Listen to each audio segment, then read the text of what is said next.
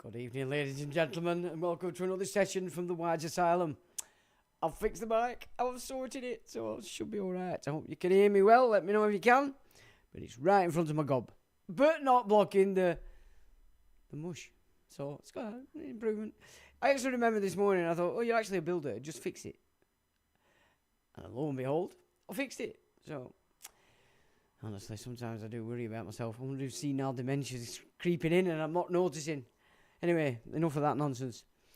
This is a very important month, of course, 2026 July. There are so many dances afoot up there on the old heavens. It's quite, 1922 was the last time we saw the basket.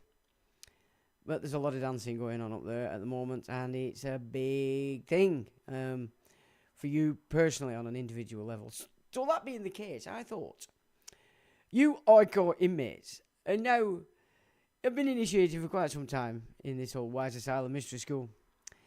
So I thought I would give you two points to show that you are on the right path, and will upgrade 2 points of banter that I have spewed out all the time, and maybe it'll help you just to further your grasp on what I'm talking about. So the first one would be how I have many times spoken about how most people run on emotion. Everybody's running on emotion. They've got you. They've got you because you're just running away with the image. So what is emotion? What is it? What actually is it as a thing? So an emotion is that first message that you receive for the stimuli you've just witnessed. That is what it is. It's a message. And in that message, if you think about it, there's sight, there's hearing, but then there's all these other feelings that you get inside you. It's a massive, compact message, and it's every aspect of you that's open. Now, as a message, what do we do with messages? Well, we take them on board and then we analyse it. Then we look at it, reason with it. If there's things we don't understand, we might seek a little bit more just to bring it into focus.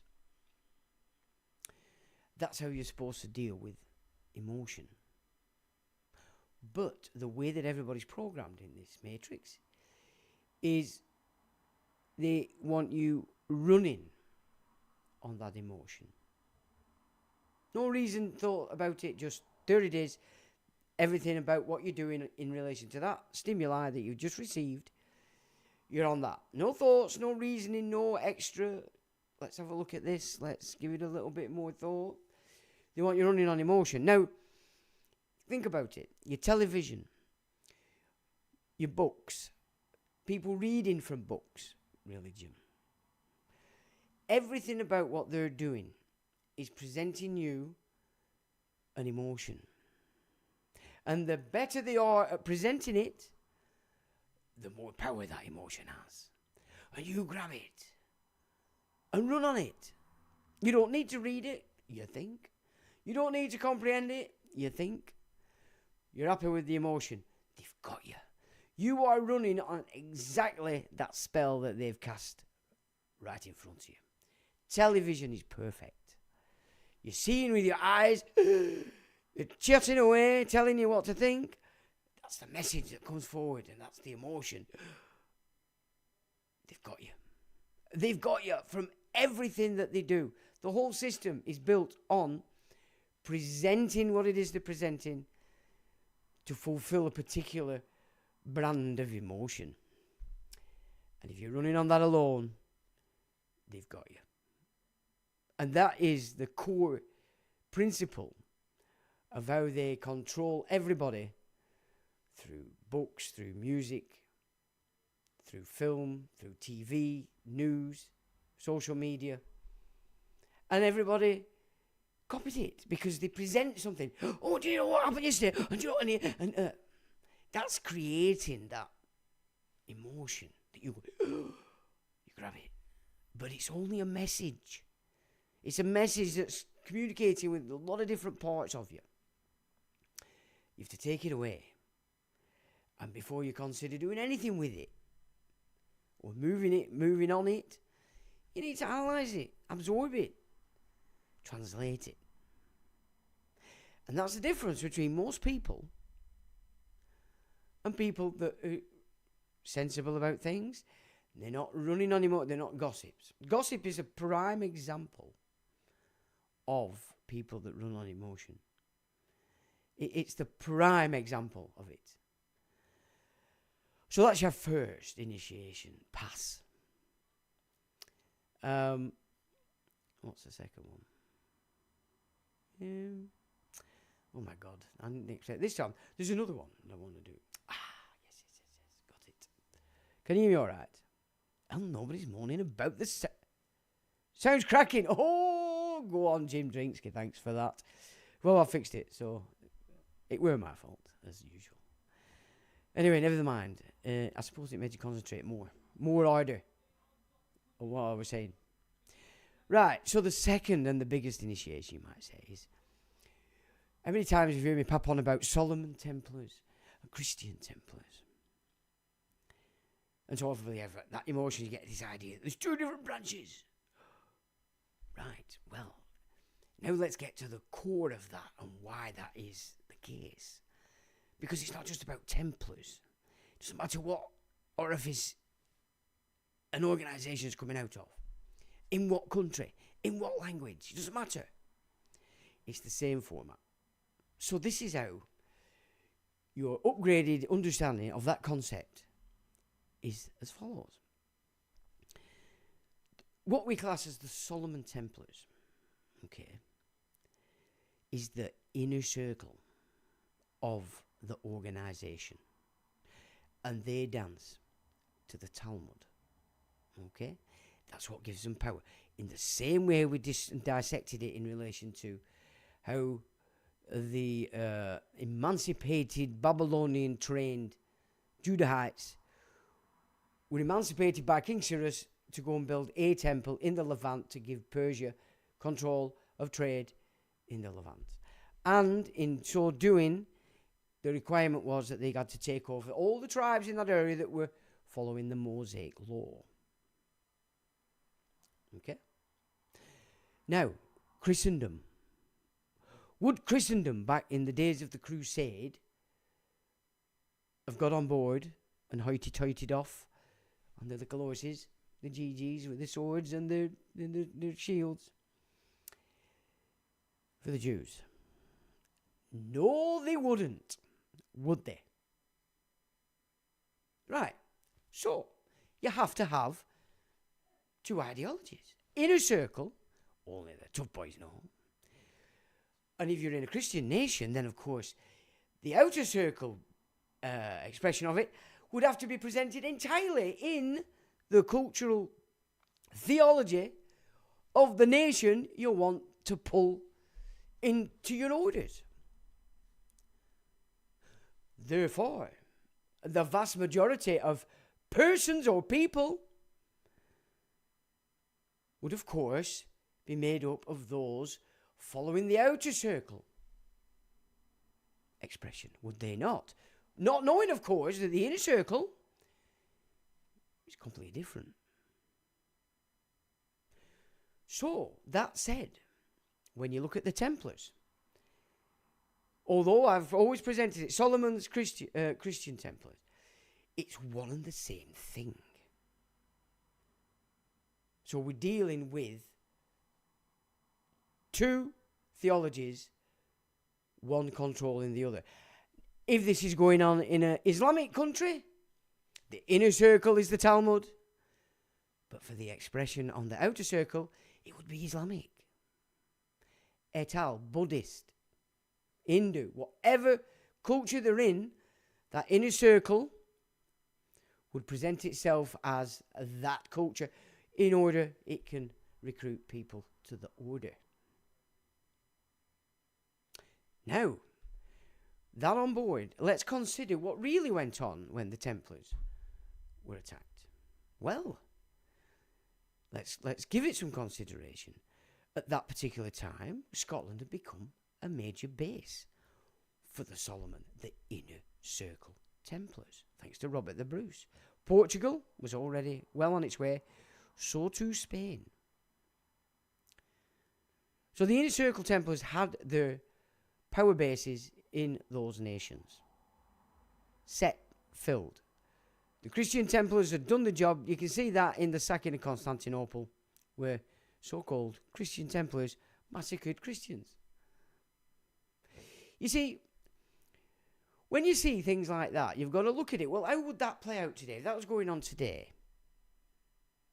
So, like, you know, let's say America were Christians, all of a sudden went and annihilated Germany.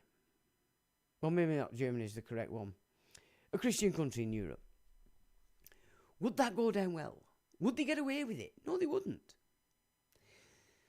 So what you've got is a position whereby the vast majority of Templars, outer circle, who believed it was all a Christian order, we started to question a few things here because the inner circle were acting a bit contrary. Now, clearly Philip I, you would say, was a Christian. Edward I would appear to have been a Christian. So even at king level, let's say, the inner circle, outer circle reality hadn't been necessarily presented. How else would you keep these kings in order? So, that being the case, you've got at that particular point, it's a schism within the order itself. The Christian Templars, the body, were going, well, what are you playing at? Wait a minute. What's all this about? What are you really doing over in the Holy Land if all of a sudden now we're attacking Christians? Which is what they were doing in the Middle East anyway. So there was a schism within Templarism itself. And of course, what had to be done? So let's say Philip III was, in fact, a Solomon inner circle. Well, they would have to rid themselves, would they not, of the body of the Christian Templars. You know, they'd already secured their headquarters, the power bases, Spain, Portugal, Scotland. So does that make a bit more sense? And this is the same with every secret society, knightly order, and not knightly order that there is. There's an inner circle and an outer circle. And the reason why we're in this position today is because that inner circle in all these orders is, of course, Talmudic. And it's Babylonian. The fact that the Judahites are involved is because of the fact that they were captive. But they were in sync with the Phoenicians also. Because they didn't like the Israelites. They fought 4 major wars. So there's your 2 upgrades and full initiation now into another level of the Wise Asylum for you to contemplate. But this is the schism we find everywhere. The inner circle is a completely different animal to the outer circle, and the outer circle, regardless of what country you're in, will present itself in what's acceptable. But ultimately, the inner circle to all this historical orders, knightly orders, secret societies, etc., is the Talmud. And it's that system that wants the Noahide across the world. I believe in Canada, That's really starting to set it up for no-hide punishments against Christian Canadians. So there you go. 2 upgrades so we can continue with that phrase and frame from now on when we're discussing Solomon's Christians and when I'm talking about running on emotion. It's that unanalyzed message that people run with and they don't know their ass from their elbow because they're running on emotion. And the more you do it, well, then that's all you ever do, isn't it? You're running on it in your entire life. No wonder we get ourselves into so much trouble. We react to everything in the emotion that we've just took on that stimulated us, and off we go, and it just gets worse and worse and worse and worse and worse and worse. And who's using this to perfection? Tommy the Tit. You think about it. No matter what work he's done in the past, his focus, his focal point that's got you all excited and keeps you throwing his money at him and supporting him is grooming gangs.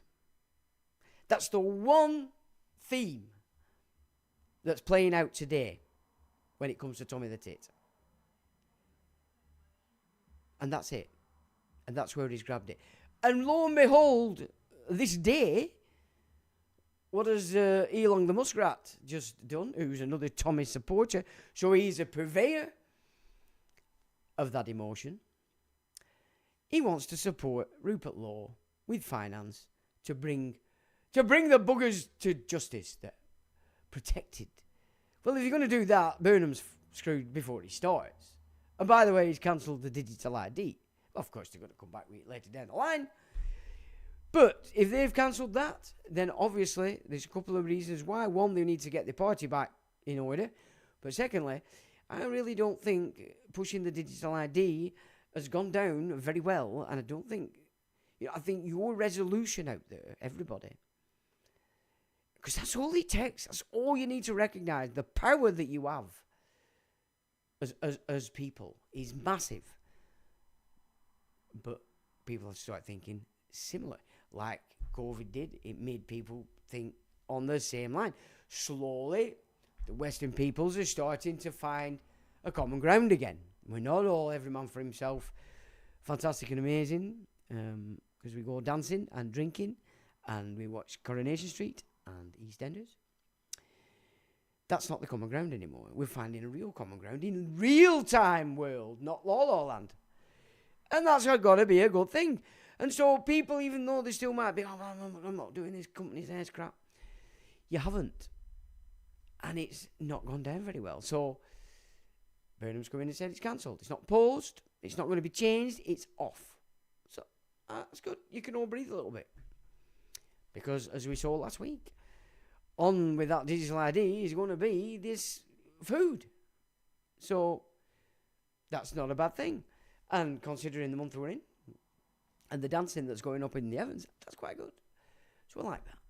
So they've probably been forced into it, by the way, by many, because of course the Labour Party's falling apart, because it's just a bunch of Johnny-come-latelys at Chalco, Westminster, just like the Tories, the Greens. I mean, they're a dangerous bunch, the Greens, by the way. You need to be very careful with them. They're definitely in sync with this new bank called the Mosque, who depends on the free money, which is why they're tied to Labour. You see, this is the thing. No free money, Mosque gets nothing. Because Mosque is extorting that free money it gets from benefits from them that get the benefits. Free money Mosque, free money bank via extortion. Free money off us, the natives. Extorted off them, theft. You know, extortion is it's a thievery. Thou shalt not steal. Don't think they understand that concept, the old mosques. So Labour has to come back on par, doesn't it, really? Because otherwise Muslims lose everything. Because Labour and Islam, but it's this new party of the Greens creeping up and down here. Keep your eye on that. Make sure you don't give it any of your effort and cash, and certainly don't give it your vote. Would be my advice. Right, that done. We will get on with tonight's gig, which is... I mean, I touched on it last week, but we didn't actually really mess with it because I'd put it on the end of the document. But what is the UK state? Because, as I said earlier this year, just with this council tax thing that I've been doing for 2.5 years now. More. It's more than that. This year I changed tack completely, and I thought, right, sod that. Let's not pretend we know where it should be, but that's not how it's working. What is it? And tonight you'll understand that the king has no power, and neither did the queen, by the way. No power whatsoever. It's why they forced Edward to abdicate. It's why Edward VII played with the Sassoons, Dangori and Kodori to build the Exarch system, to get the First World War going. They don't have any power whatsoever. None. So let's have a little look at what is controlling this theme, because I've said it's the Talmud. And you miss the point. If you put it at the feet of the Jews in its entirety. The Talmud is a Babylonian system. But as I've said before, as Abe Finkelstein made clear, they all know and they're keeping quiet just in case. Well, that's the reason why Jewry as a whole gets trapped into this stuff. You are allowing it. You've left a little open gate there, just a little opening for it to come and creep in. Shh, don't say that. It's not the ultimate. They're not the power. They're just the fruit bats that are running around on it because they believe in it. I'm talking about the Talmudists. You know, all this is just a front. It's a front for the banking families. And Ali MC put a gun up the other day, just before the Zionist movement, and how they used the Ashkenazi to create this Eastern European Babylon gig called Israel today. It's all a big play. You know, it's a play. They wouldn't have been in the programs if they were the power, would they? Let's be fair about it. They've just got them everywhere, so it keeps the three religions fully controlled, because everybody's acting based on what Israel does. And it works. That's that emotion thing again. So this is an interesting and rather... have a listen to this.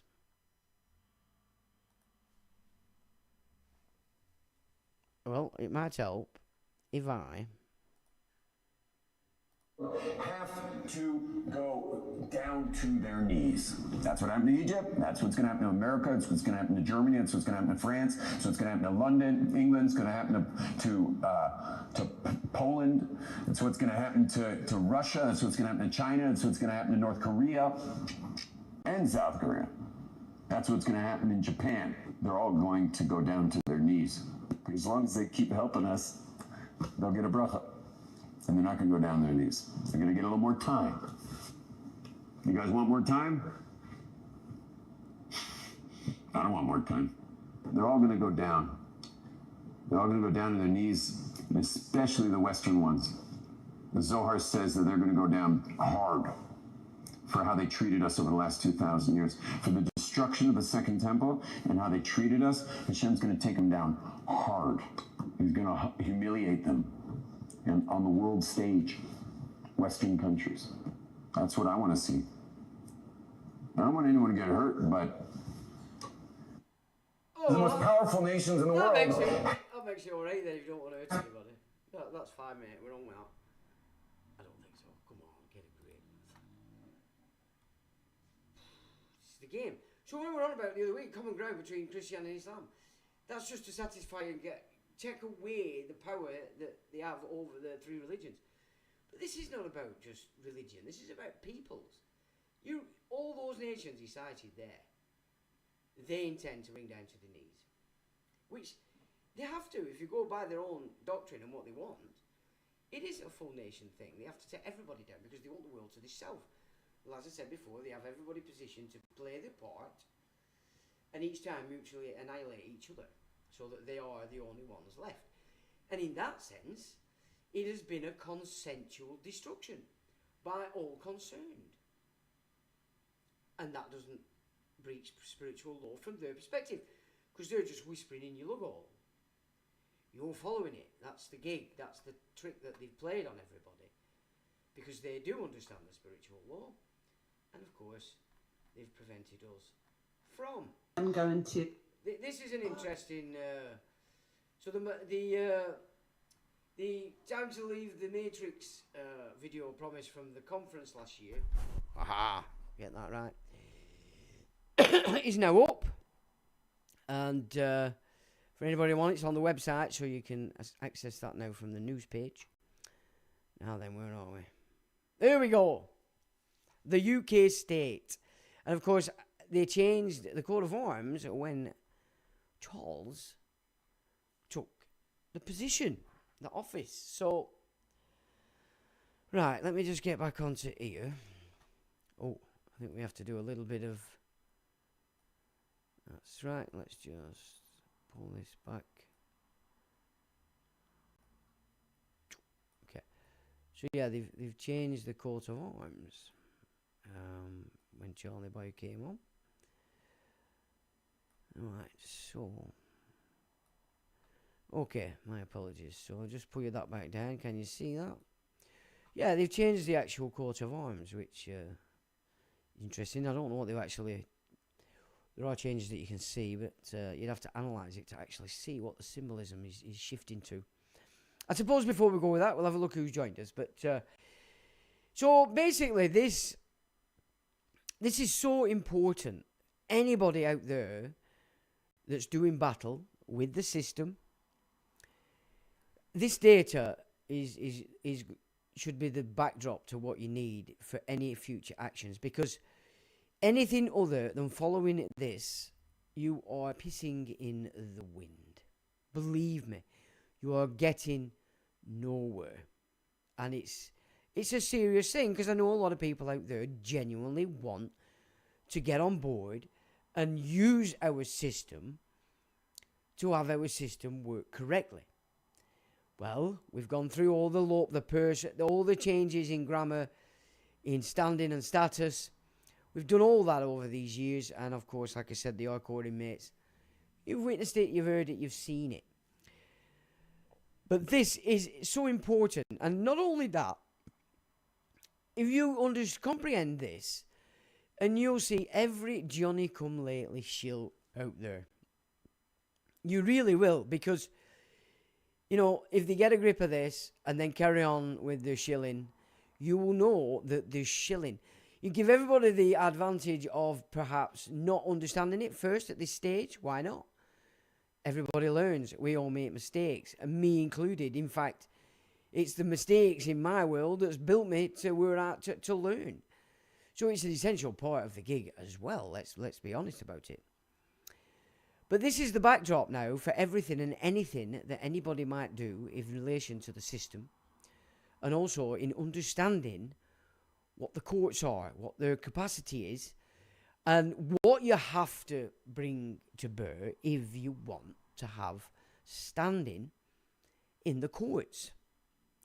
So it's an interesting gig tonight, very interesting, and you're actually going to learn something of great value. And I mean great value. And it'll teach you to see the shills if they're going to carry on with the shilling. And you might be surprised who that drags into the frame, but then you might not here at the Wise Asylum. June says, evening Sean and chat, evening June. PY says, evening Paul, good to see you Friday. Slipknot says, alright Sean everyone, evening to you, Slipknot. Paul says, evening Sean and fellow mates, evening Paul. Mew says, it's that time of the week, it's the time of day when we return to the Wise Asylum and listen to the amazing and fantastic. Thanks Mew. His words, not mine. I don't think you're supposed to say that bit. Anyway, it's me. Thanks, Mew. Jim Drinsky says, sends cracky Sean, greetings all. Thanks, Jim Drinsky. Greetings to you. Jane E5. Evening all, evening Jane. Cosmic to me, 2004. Evening Sean and all. I'm always listening. Hello, Cosmic. How you doing, mate? Ulick says, hey, Sean and all. Evening to you, Ulick. John says, hello, lads. Hello, John. Maroon Fox says, it's still up, Mew. What is? Well, that video, it's in Switzerland. It's not under UK or American anything, if that's what you're talking about. So, it's not going to go anywhere. Tackle Bay Tourist says, howdy Sean and all. The Wise Asylum, evening to you, sir. JNE5 says, there's no way digital ID has been cancelled. It will be creeping in under a radar for most. Digital passport, driving license, etc. Well, we have to hold him to his statement. And We will go through why he's been able to do that at the end of this. Okay, so that you understand. You see, you'll start to understand politics from tonight's show. But more importantly, and I think this is something we all need to grasp, the king, the monarch, has no power whatsoever. None. Absolute nothing. So we call him, it's not Charlie's fault, in the sense that he's not producing this stuff. He's not inventing this stuff. He is the puppet sign-off. Or, let's say, the office of monarch is not the office of the monarch of England. And remember, everything's shifted into this UK state. You will gain from tonight's data. Right. Good vid, says Ulick. Says John. Thanks, John. Jim says, you're gone quiet again. I think that's when I turned it around to the side. Thanks, Jim. All good on sound, says Moo. Maroon Fox's evening, Sean, evening, all even to you. Mew said he deleted my first message. Is he at it again? Such a bad one. Pedram put a video on his channel today. Anyone see it? I haven't seen it, Mew. Somebody says he's grassing. Are you grassing? Somebody's telling fibs. Maroon Fox is laughing as well, so that's good. Happy campers. YC for ease. Good evening, all. You looked into body area network ban, so they are already tracking everyone and using our bodies. Well, yeah, I mean, Mark Steele seems to be putting a few things up. I know a lot of people don't like him. But it's like I've said before, and I'm not saying I dislike him as a character, but everybody's on character, not data. You know, that's a sign that you don't trust your own discernment. If you have to base the structure of what you're hearing on the character is presenting it. So it's a negative to do that. Listen to the information and go and check it out. Well, yeah, because we've all watched Flossé. I forgot her name right now.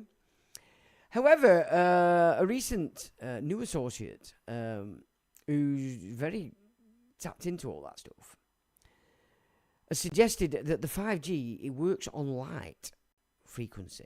Now, that being the case, would cancel out a lot of what we hear in relation to the radiation and frequency side of it.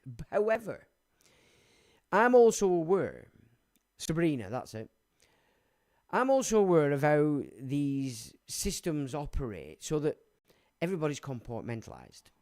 When you're working in whatever it is, whether it's IT or whether it's putting these networks up, everybody's compartmentalized and only knows what they need to know within the sphere that they work in. So just working in the situation doesn't mean what other people are saying is going on isn't going on. Now also, you've got to remember, a lot of this stuff is dual purpose. So it's not that one's right and one's wrong. It's that actually the compartmentalization of how these systems work could be the cause of that dichotomy. Quite easily. So I've followed Sabrina for quite some time, although I don't follow her so much, but she does come up on my Facebook. And Jeff puts it up a lot as well, so I get to see if Jeff sticks it up. So I have been following it. It is complex, especially listening to Sabrina, because she's just so with it. She expects everybody else to keep up, which is fine. I get it. It is up to us to keep up, you know. And Sabrina talks about Smart Dust, says, happy camper. Well, yeah, I mean, the other week, they did another session. You know, the first period we had a warm weather. I noted, this is the game they play. And then they do it mid-session as well, which they did again a couple of weeks ago. When they know it's going to be a dry spell, they have to launch it with a shower, because otherwise it wouldn't come down, it'll blow away. And it will all over the car. But then it dries, doesn't it? And I was watching a wagon go past, and it hit this spillage of white chipping on the road, and it was coming past quick. But the dust that flew up, you could see it, and it was just the same day that, you know, they'd put that brown stuff out again. And I just thought, that's exactly what they're doing. it's going to dry up. We can't see it because it's not white, but that's exactly what's happening with all this stuff every time there's movement, and it's being wafted up and we're all taking it in. So yeah, I fully, they've got to be doing it for a reason, haven't they? Let's be honest. They don't do anything for nothing. Everything has to be beneficial to their agenda, and they spend a lot of money doing it. And they also did it mid-dry spell we had a week or so ago. Woke up one morning, we'd had that shower, we were all over the car. But, of course, it were blazing hot blue skies. So that's where I'd suggest they're not only manipulating the weather, but they're manipulating the weather to deliver whatever system they want delivered. So if they're putting that stuff in us, they have a use for it. And, again, with this IBAN stuff, yes, it would appear that they can utilise that. Now, my new associate was explaining how with the 5G, this is why you're getting these transmitters everywhere, the little box ones on the lampposts everywhere, on the traffic lights.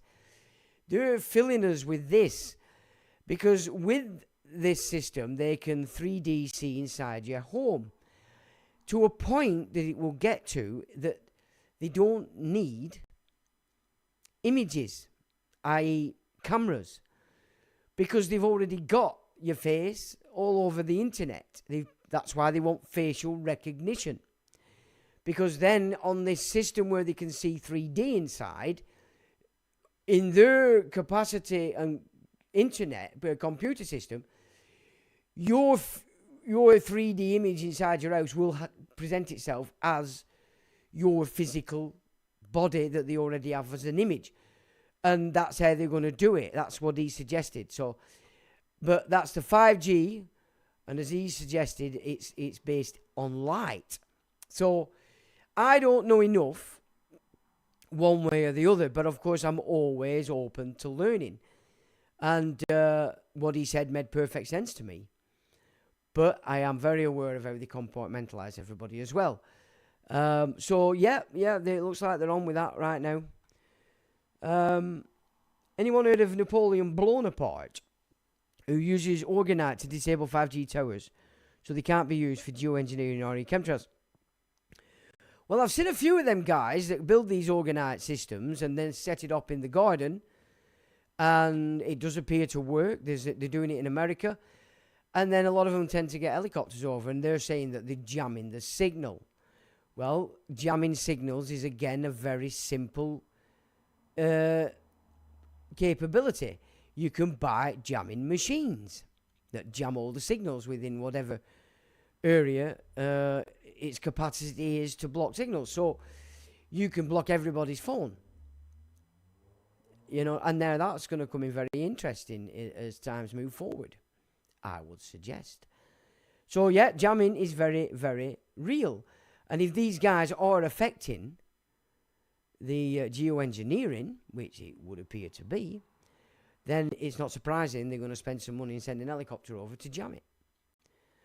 So, I don't know. I don't think I've heard them say that they're actually affecting the 5G tower itself. I think what I've seen it doing is disperse the cloud cover that they're spraying out everywhere. And, of course, we're getting proper heat at the moment, so they're not doing it. That's the difference. And I think that's another... I wonder if they've had us forget just how hot it gets in normal time, because they've been clouding high up so that we're not getting the full capacity of the sun. And, when it does, they don't do it, and we get the sun, it's like a... But I do think the climate's changing anyway as a natural thing. I don't think they're in control of the whole gig. But they are certainly affecting the environment with it by blocking the sun, launching the bugs and the bloody blood-sucking mites and whatever they are everywhere. I mean, I've walked my dogs everywhere. Never, ever have I had a tick on my dogs. But nowadays, you take your dog out and you have to check for ticks. Well, that's because they're pumping them out of the sky. Not good. So, yes, I'm very aware of all that. So, Mew says, Happy Camper says, came across her listening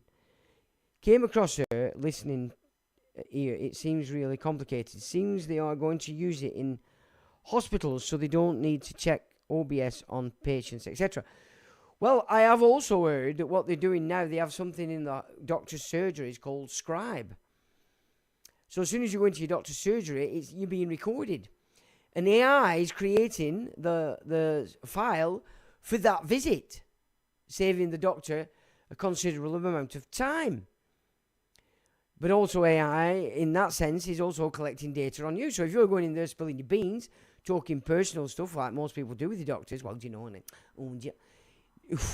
you want to get out of that rapid. Or more importantly, you go in and you say, scribe on, turn it off. And therefore you have prevented them from using it. So again, people have to wake up. Now, you have to snap out of this slumber that everybody's been in. And you've got to be your own man now. You've got to be looking after yourself in all counts, on all spheres, because they're reaching us from everywhere. It seems to have coincided with the football tournament, says Mew. Yeah, Argentina are being investigated, aren't they? And I believe they've been being investigated for quite some time. But, of course, FIFA are investigating them. And who controls FIFA? That same bunch who Milikowski said he wants Argentina to win. Well, he will, because they're buying it up. The clear weather, that is, coincided with the football tournament. Well, I have an idea that a lot of this really hot weather is to keep the immigrants here as well. Because remember, a lot of them are used to 40,000 degrees in the shade. So that's another theory I have as to why they do it. But yeah, I won't surprise me. But the tournament itself, were over yonder, over at Pond, weren't it? So, right, chaps, we'll get into this because believe you me, this should become your Bible if you are doing anything with the state and all its agencies. So I'm going to begin by pointing out why it changed and when it changed, because so many people out there are shilling, trying to focus you onto do it this way, do it that way, don't do it this way. There's your shillers, and they're not winning because it's not designed to win. So, historically, Parliament began as a council advising the monarch, which it did, of Oxford, provisions of Oxford. Okay, that's where it began, way back in the mist of time, and it was there to counsel the monarch. And it was made up of barons and wealthy people across the land, so that the king knew what was going on across the country. Now, this is where we all still sit today thinking this is still how it works. Well, it doesn't. That's not how it works at all now, and it's ended in the English Civil War from 1642 to 1651. Then it was further cemented absolute in the system from what they call the Glorious Revolution. Well, there's only one group of people that use the term revolution, and that would be the PCIs tied to the inner sanctum of all these orders. So the Glorious Revolution was the beneficiaries of were, of course, the hoity-toits that made up the East India Companies, the Virginia Company, the East Africa Company. All the companies that we know came out of the same Whig Presbyterian group, better known as the East Indias, okay, West Indias, all these different names, but they were all the same. The Levant Company was the first. And then, of course, the Bill of Rights, okay? So what that was actually doing was cementing the power of Parliament.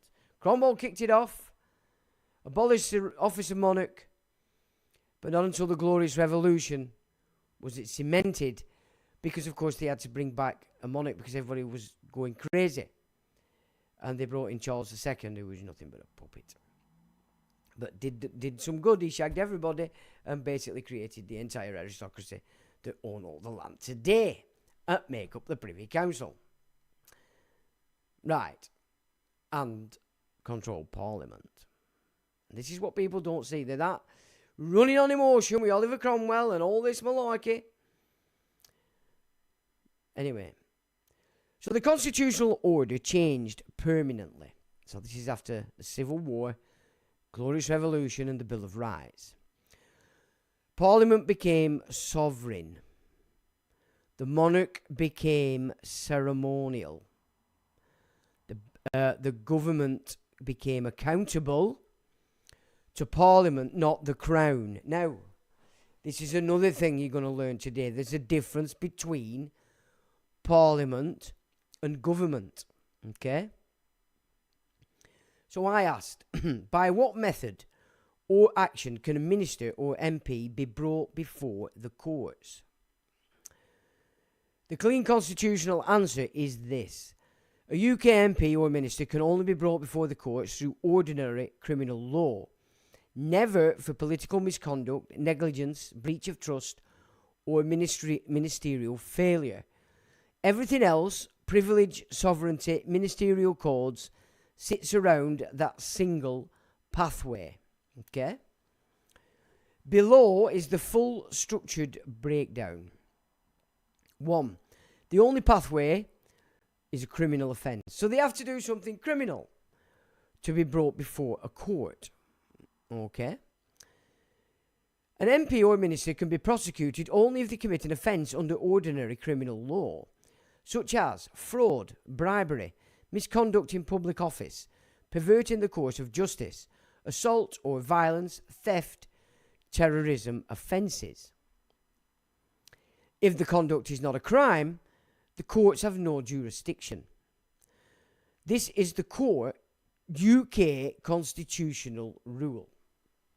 So when they talk constitution, you see English, they're talking about the UK constitution, which isn't written. It's made up of other acts and statutes they can pull in to give them what they want. 2. Parliamentary privilege blocks most routes. So it's parliamentary privilege, not government. This again is important that we distinguish between the two. Privilege protects MPs from civil suits, criminal liability, judicial review for anything said or done inside Parliament. So an MP cannot be prosecuted for lying in Parliament, misleading the House, voting for harmful legislation, negligence in office, political misconduct.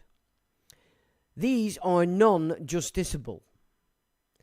The guided link to that is coming under parliamentary privilege. 3. Ministers are different. So you've got MPs, members of Parliament, and ministers. They are different.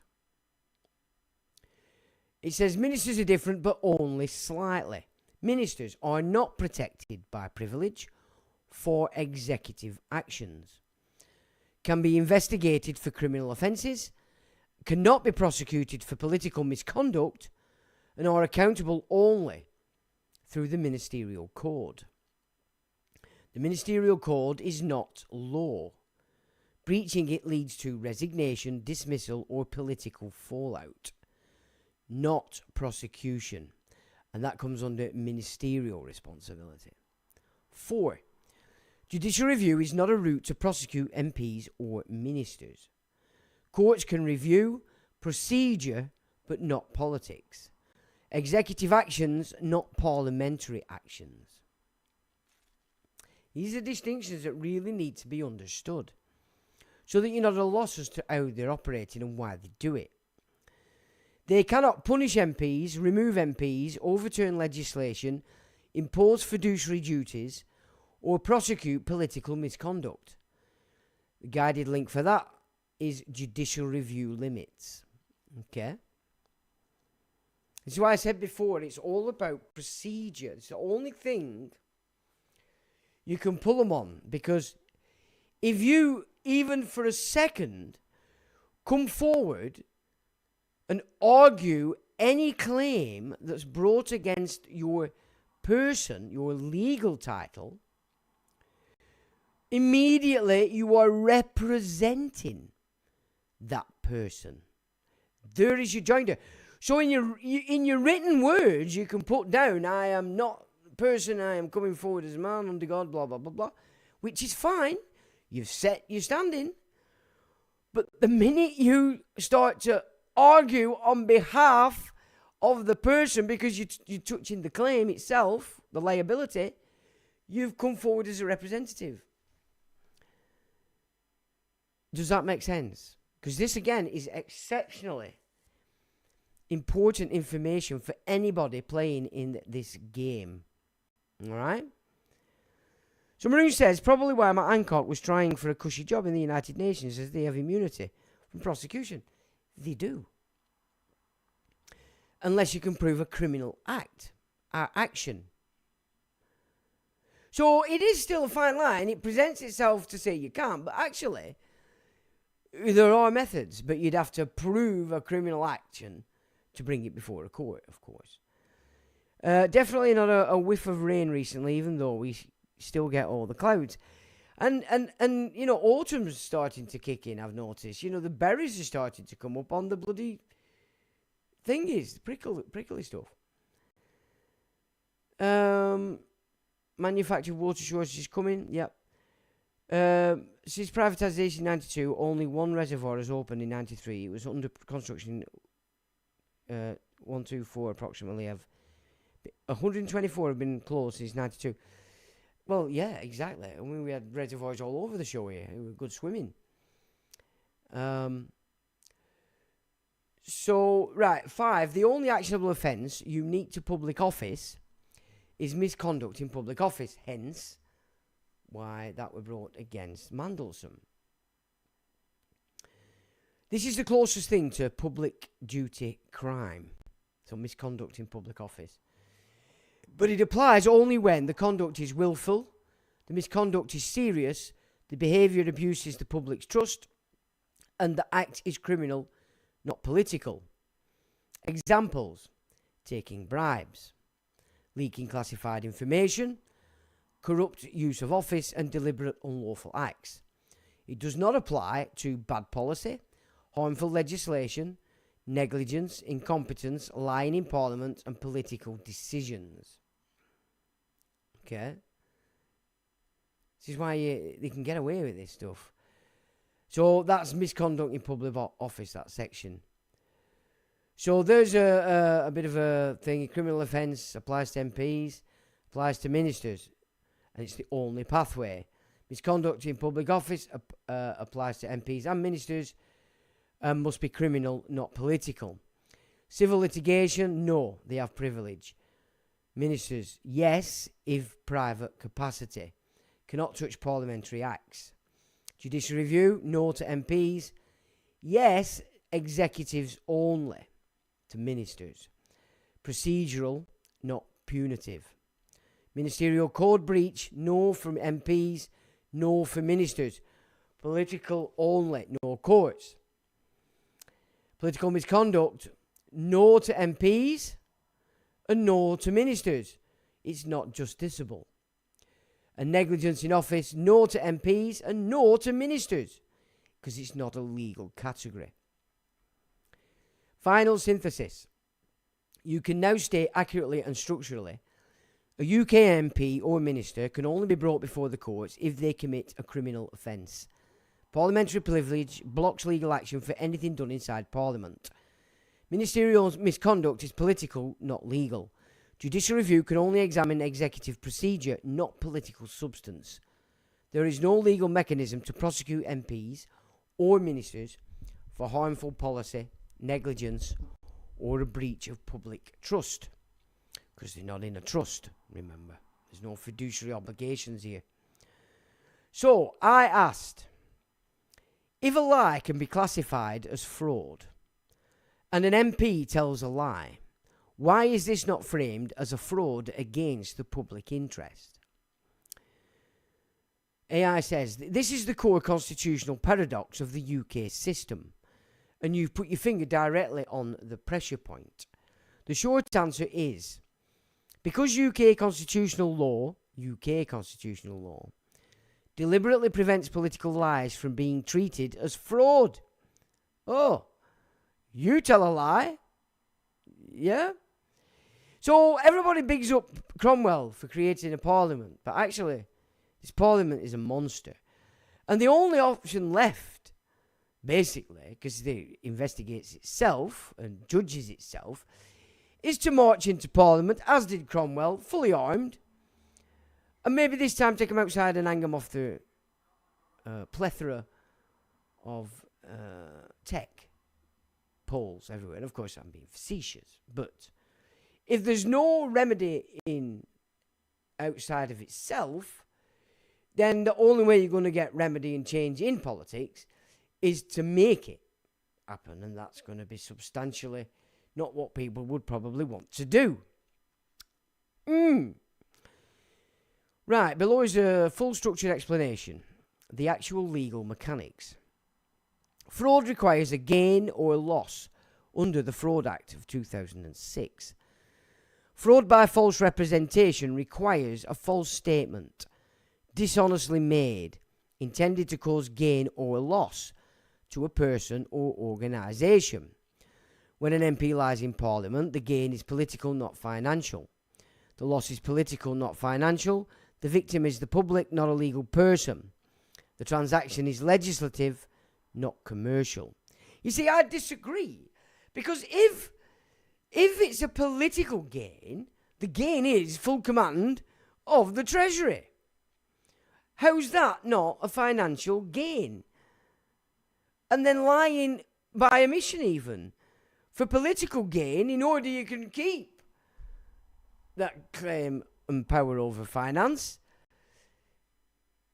doesn't make sense to me. You know, it's all about gain that they do. The victim is the public, not a legal person. So this is the thing, you see. The victim is classed as the public, which is obviously not a legal person. Even though the public pool is made up of legal persons. Which again, how do they wing it here this way when you actually start to examine what they actually do? This is what Plato spoke about with sophistry. Or at least Socrates did. It's sophistry, all this stuff. So legally, political lies do not satisfy the statutory definition of fraud. Well, I'd beg to differ that they do. So that's relative to the Fraud Act of 2026. 2. Parliamentary privilege blocks prosecution for anything said in Parliament. This is the decisive barrier. Privilege protects MPs from civil liability, criminal liability, judicial review, external interference for anything said or done inside parliamentary proceedings. I mean, it's only a week or so ago the Speaker had to get excited because somebody accused somebody of being a liar. Did you see how excited they got? They're terrified of that word fraud. Even in the courts, they don't like it unless they have to face it because it's there. But fraud will go, they have a lot of different sophistry methods of speaking around so they don't have to use that word.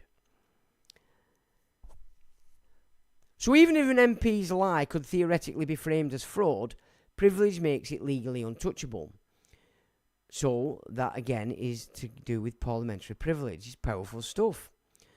The UK Constitution does not recognise fraud against the public interest. This is the structural gap. In UK law, there is no offence called fraud against the public. There is no fiduciary duty owed by MPs to citizens. There is no trust relationship between Parliament and the public. There is no legal mechanism to prosecute political deception. This is deliberate constitutional design, so it's been made by word wizards to serve wizards.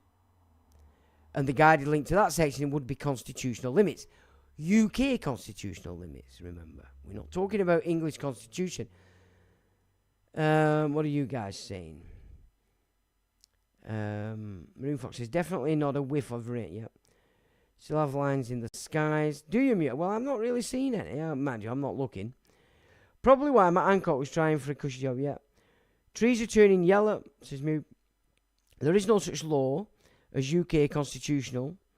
That is a fraud. Well, it is in accordance with English common law.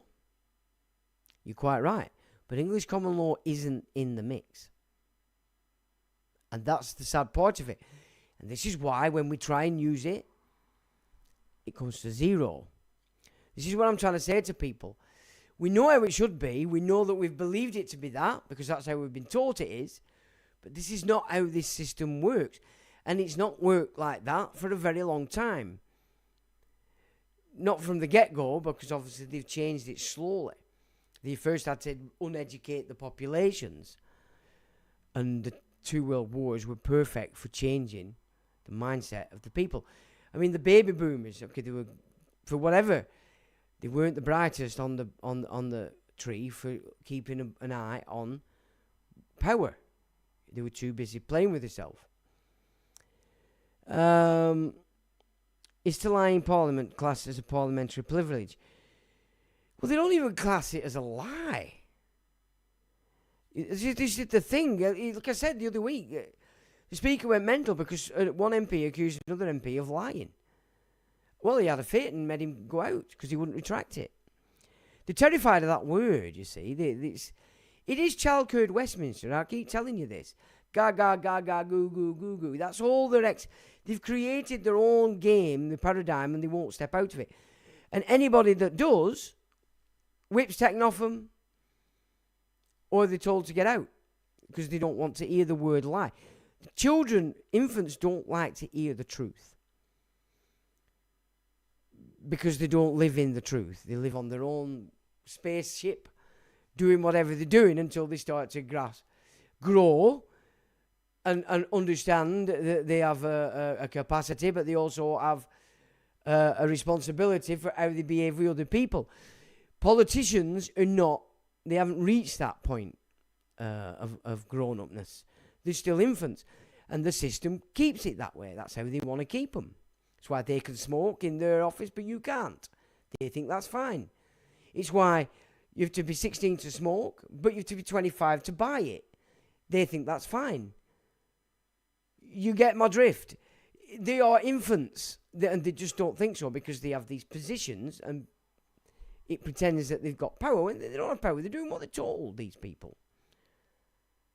Their only power is that they're able to copy the script as they're told, which is how to not answer questions. Yeah?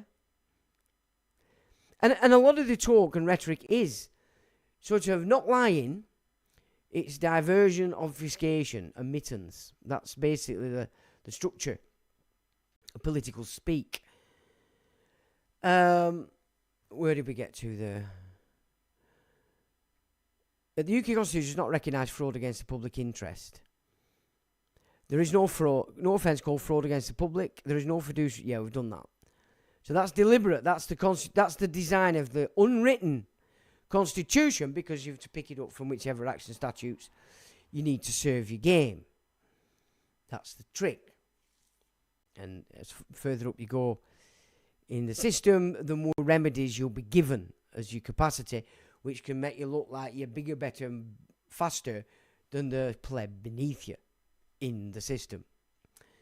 And it makes them want to look up to join it to be a bigger fruitcake. They want a bigger nappy and a bigger bottle. Misconduct in public office does not apply to political lying. The offence of misconduct in public office requires willful neglect or misconduct. Well, they're not neglecting what they say. They know exactly what they're saying. And that's how they construe it. So it's not misconduct, because they're speaking exactly how they're taught to speak. Abuse of public trust. There is no fiduciary trust obligation anymore in a way that's criminal. Well, again, we know that there's a lot of criminal activity, but in their system, Babyland, ga, ga, ga, ga, they're happy with it. And when we find out and we go, well, wait a minute, out comes the dummy, right out of the pram. And then in come the uniformed plebs called the police. Yeah, well, we're going to tell on you. We're going to tell on you. We're going to pull the plug. We're going to do this. We're going to do that. Everything. Misconduct in public office. No, sorry. So it's constitutional limits. So it's not classed as political.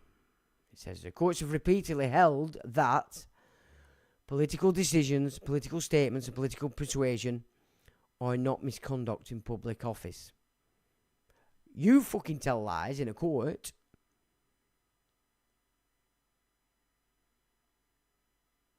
And, well, it's different. Is it not? You get this is how infantile these people are. Because they're the ones acting in the infantile paradigm. Whereas we out here are trying to live in reality, but they're in the bubble. But they get pets means prizes, which makes them think.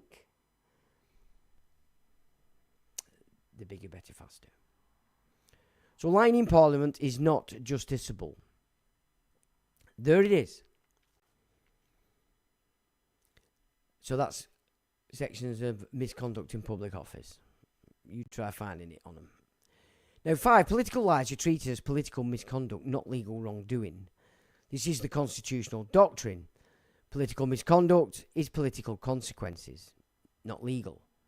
Criminal misconduct has legal consequences, but proving it criminal, of course, is the key.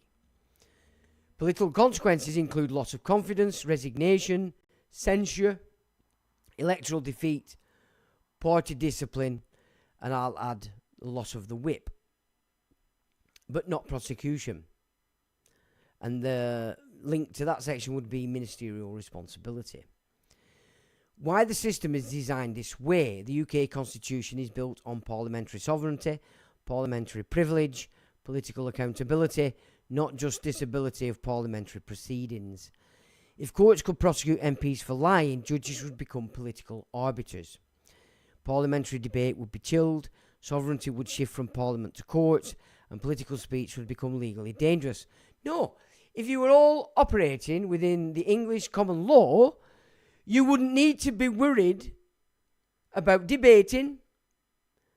You wouldn't be worried about judges coming into arbiter because you'd be operating correctly. It wouldn't shift from Parliament to the courts unless you were all lying your tits off. And political speech wouldn't be legally dangerous if you were telling the truth. So just in that paragraph alone, you can see that the UK Constitution is about protecting gobbledygook. Lies, bullshit, treason, whatever you want to call it. Politics today is infantile, gobbledygook paradigm. But they have you thinking that you are beneath them. This is the mentality of the infant, remember. So the system intentionally prevents this, and that would be parliamentary sovereignty. That's what gives it that's its sovereignty.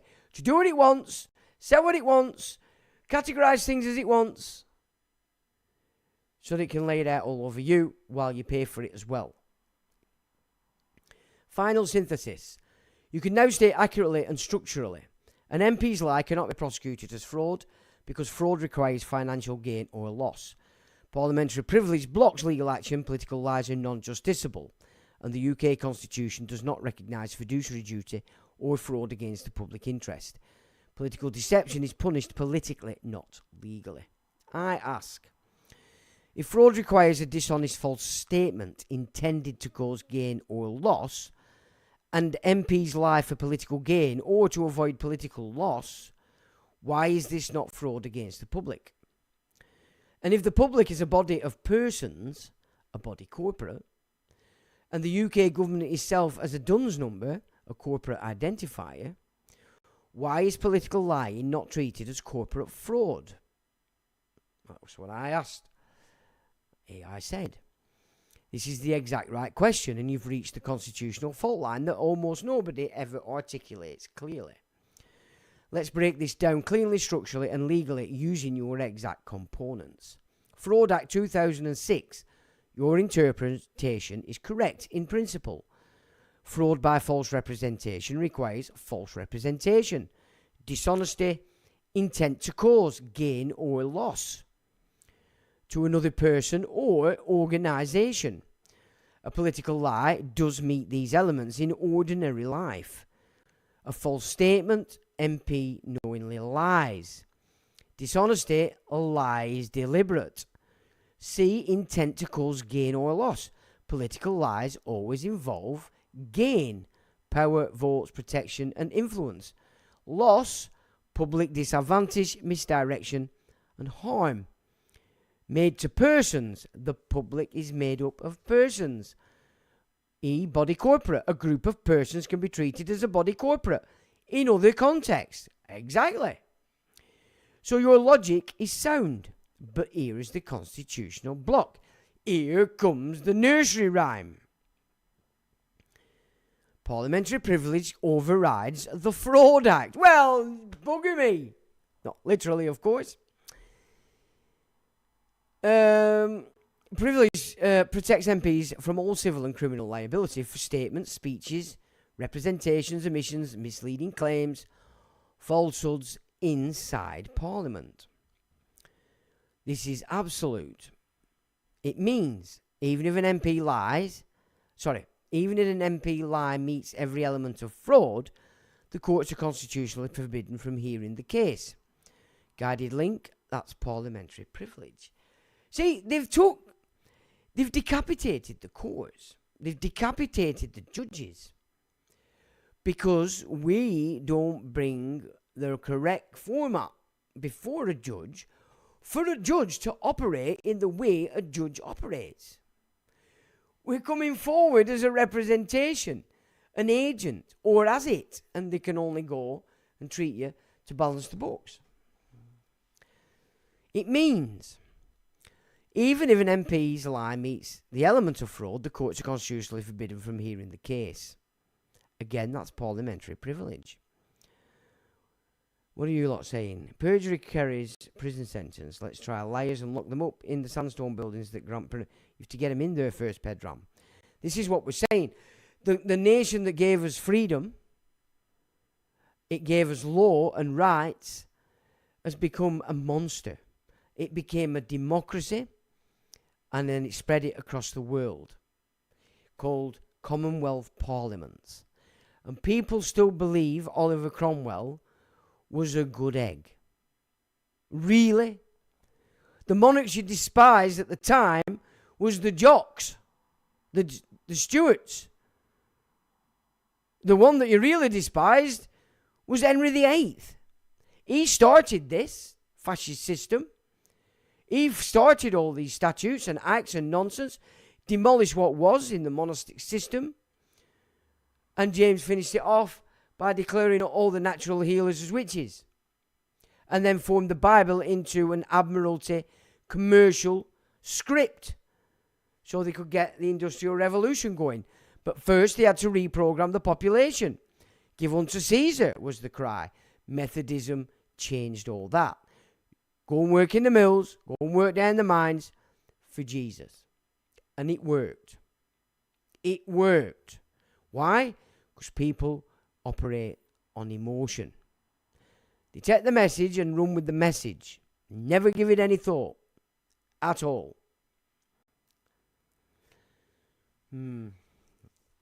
So this is why political lying is non-justiciable.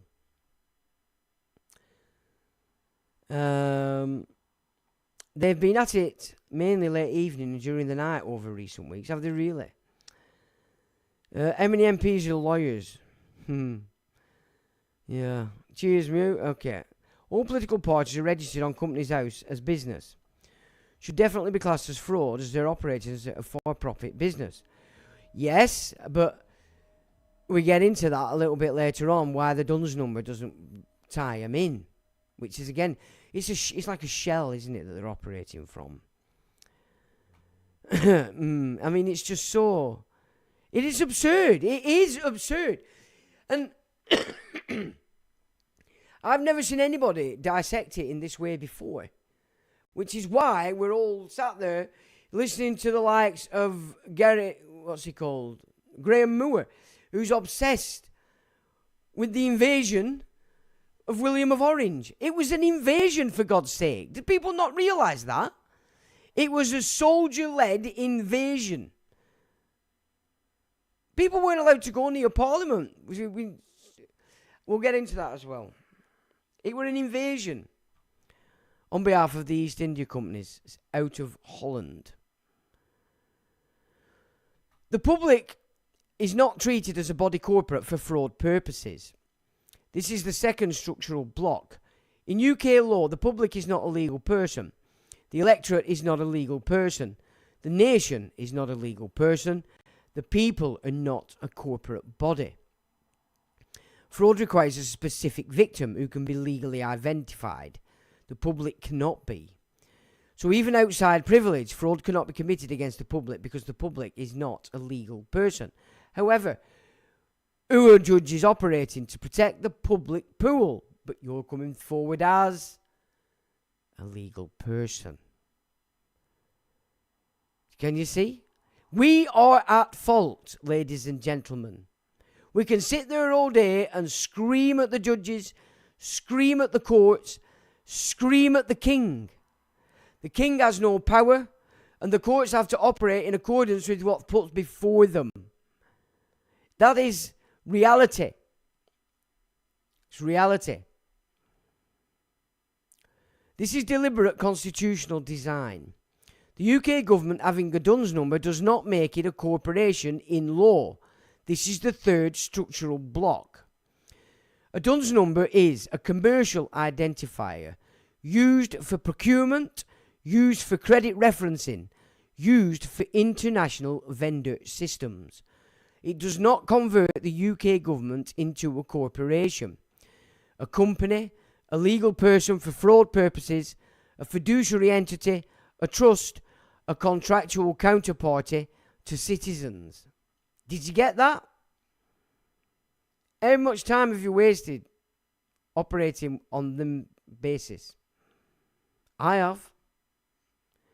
So the UK government having a DUNS number does not create a legal pathway for fraud claims against MPs. It is an administrative identifier, not a constitutional status. 5. Political gain, legal gain under the Fraud Act. This is the fourth structural block. Fraud requires financial gain or loss or property gain or loss. Political gain is votes, influence, protection, power, reputation. Is not recognised as gain under the Fraud Act. So even if privilege did not exist, political gain is not a qualifying gain for fraud. This is why political lying is treated as political misconduct, not criminal fraud. Misconduct in public office does not apply to political lying. This offence requires a serious abuse of office, criminal intent, not political intent, not policy intent, and not electoral intent. Courts have ruled repeatedly that political deception is not misconduct in public office.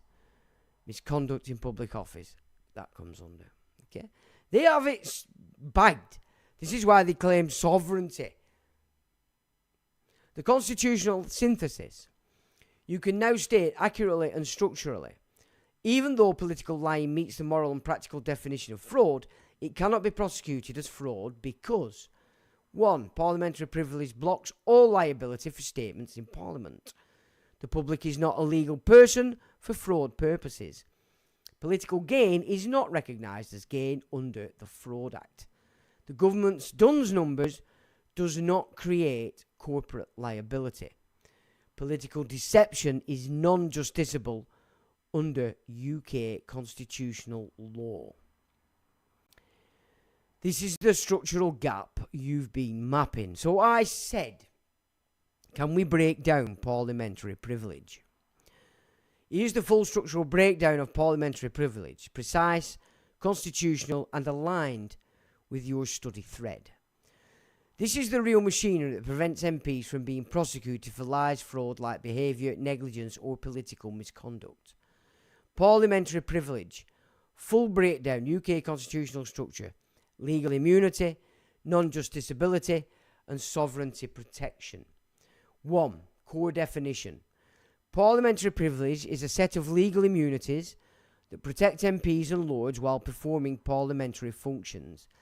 It exists to ensure Parliament can operate free from interference by courts, police, the executive, private individuals, corporations. So anybody with an ounce of sense and above the age of 4 cannot interfere in childcare Westminster. It's one of the strongest legal immunities in the UK Constitution. The 2 pillars of parliamentary privilege. Pillar 1, freedom of speech, absolute immunity. Well, they don't, because the Speaker shouts at them if they call somebody a liar. See, can you see how they have it always? But we don't recognise it that way, because we don't understand this foundation.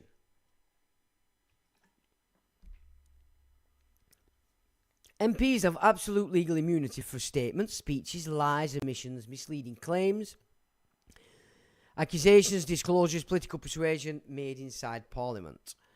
This immunity is total. No civil liability, no criminal liability, no fraud liability. No defamation liability, no perjury liability, no judicial review, no police investigation. This is why a lie told in Parliament cannot be prosecuted, even if it meets every element of fraud. Now, how many times have people tried to get the police to investigate something, and what do? They pretend they're doing it.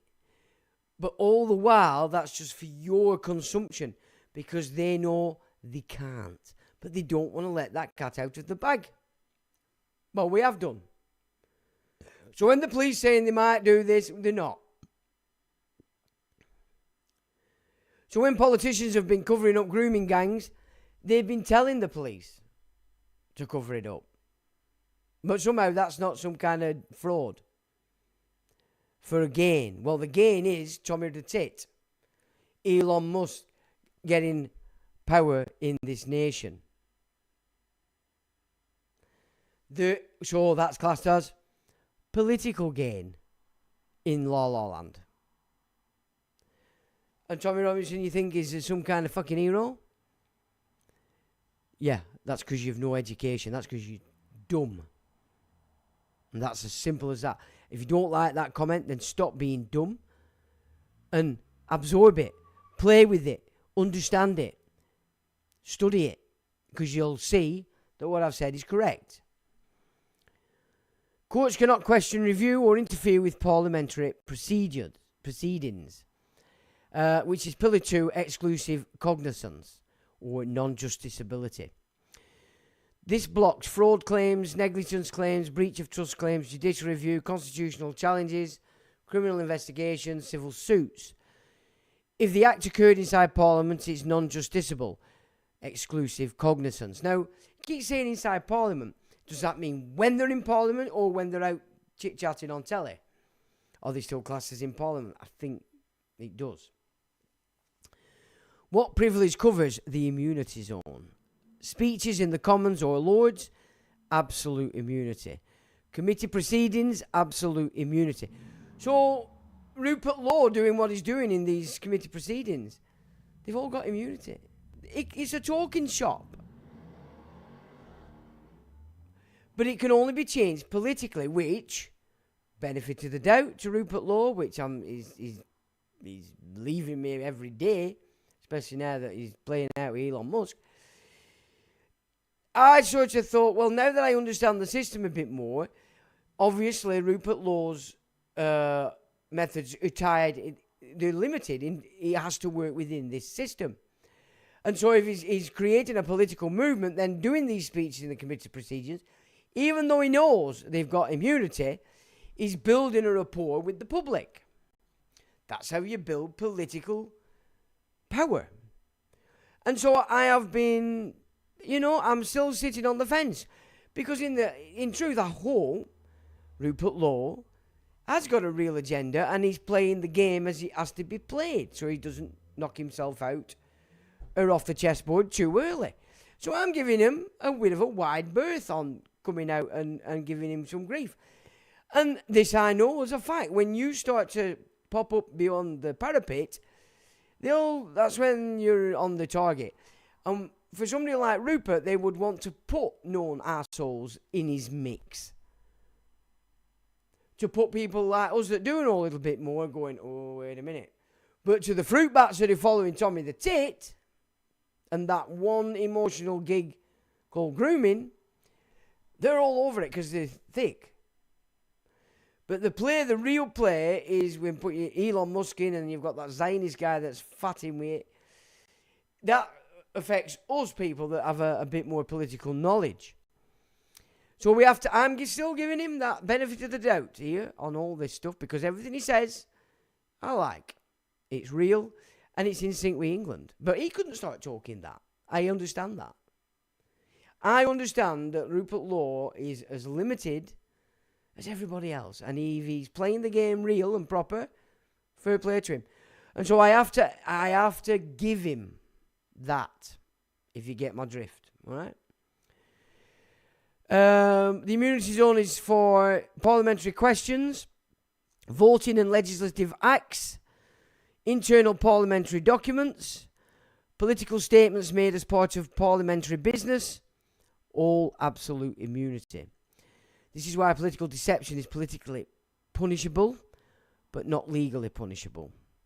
What privilege does not cover? Executive actions, ministers acting as ministers, these can be judicially reviewed. So criminal acts outside Parliament can be prosecuted, and private business dealings have no immunity. So you'd have to prove that, like Thatcher's husband, were buying up all MOD land when she was selling it off. Yeah, Kinnock's, I can't remember their blag, but they had a massive blag as well, where they made a lot of money. They all have their own little blags. Now that is private business dealings. So he's taking bribes, and you look at Parliament today, and it's all corporate lobbyists. Give us the lolly, I'll represent you. Boris Johnson, prime example. Well, none of these are any different. Lobbying, bribery, corruption. If done outside parliamentary proceedings, courts can act.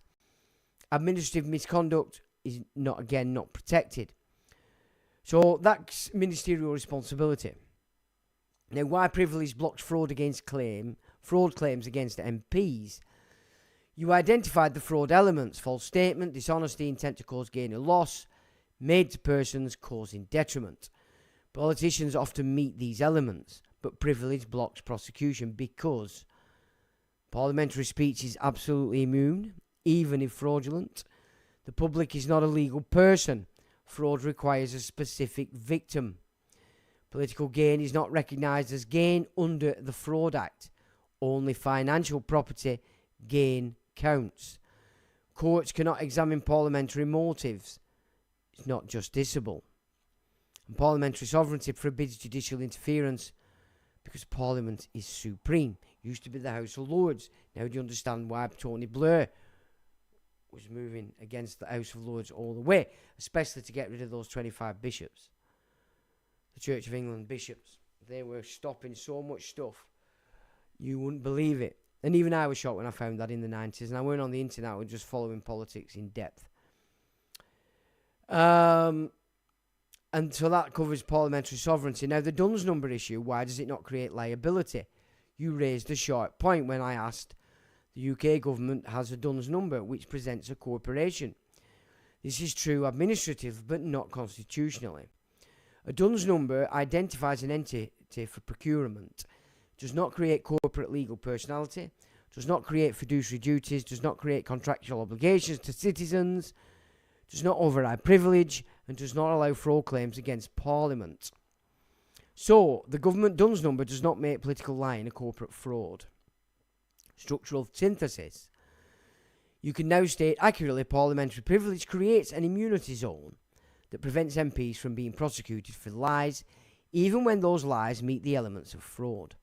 The public is not a legal person for fraud purposes. Political gain is not recognised as gain under the Fraud Act, and the government's Duns numbers does not create corporate liability. Privilege, sovereignty and non-justiciability together make political deception legally untouchable. So I ask, so parliamentary privilege is the topmost legal statute standing above the legal system as a whole? No, parliamentary privilege is not the topmost legal statute. It is a constitutional immunity that sits above ordinary law but below parliamentary sovereignty. So in essence, it's like a private society, this Parliament. And private societies can have their own language and they can have their own laws. Okay? And that would only work if the power behind that private society also incorporated the judiciary, or at least has decapitated the judiciary by giving them two options to deal. One gives them the power you'd expect a judge to hold. The other forces them into commerce, balancing the books for the legal liability against the commercial account. Okay? To understand this properly, we need to break the structure into layers, because privilege is powerful, but it's not the apex. The true top layer, parliamentary sovereignty. So the sovereignty is the topmost gig for these infants. This is the absolute apex of the UK constitutional system. Parliamentary sovereignty means Parliament can make or unmake any law. No court can override an act of Parliament. Nobody can question parliamentary legislation, and Parliament is the supreme legal authority. This sits above everything else, including privilege. Privilege exists because Parliament is sovereign. 2. Parliamentary privilege, the immunity layer directly beneath sovereignty. Parliamentary privilege is the strongest immunity in the UK system, but it is not the top authority. It protects MPs from civil, criminal liability, criminal judicial review, external interference, and for anything said or done inside Parliament. It is absolute within its domain, but its domain is defined by sovereignty. So privilege is the strongest shield, but not the highest authority. Why privilege feels above the legal system? Your instinct is correct. Privilege overrides ordinary law. Here's how. A privilege overrides criminal law. An MP cannot be prosecuted for lying, misleading, and making false statements in Parliament. So it does override it. It overrides civil law. MPs cannot be sued for defamation and fraud based on parliamentary speeches. C. Privilege overrides judicial review. Courts cannot examine parliamentary proceedings. Privilege overrides administrative law. No tribunal could question parliamentary acts. This is why privilege appears to sit above the legal system, but constitutionally it's subordinate to sovereignty, because Parliament could abolish privilege tomorrow by passing an act. And there is a mapping of how it works. So the level, parliamentary sovereignty is supreme. Parliamentary privilege is absolute immunity. Statute law is binding. Common law is binding, but it cannot override privilege.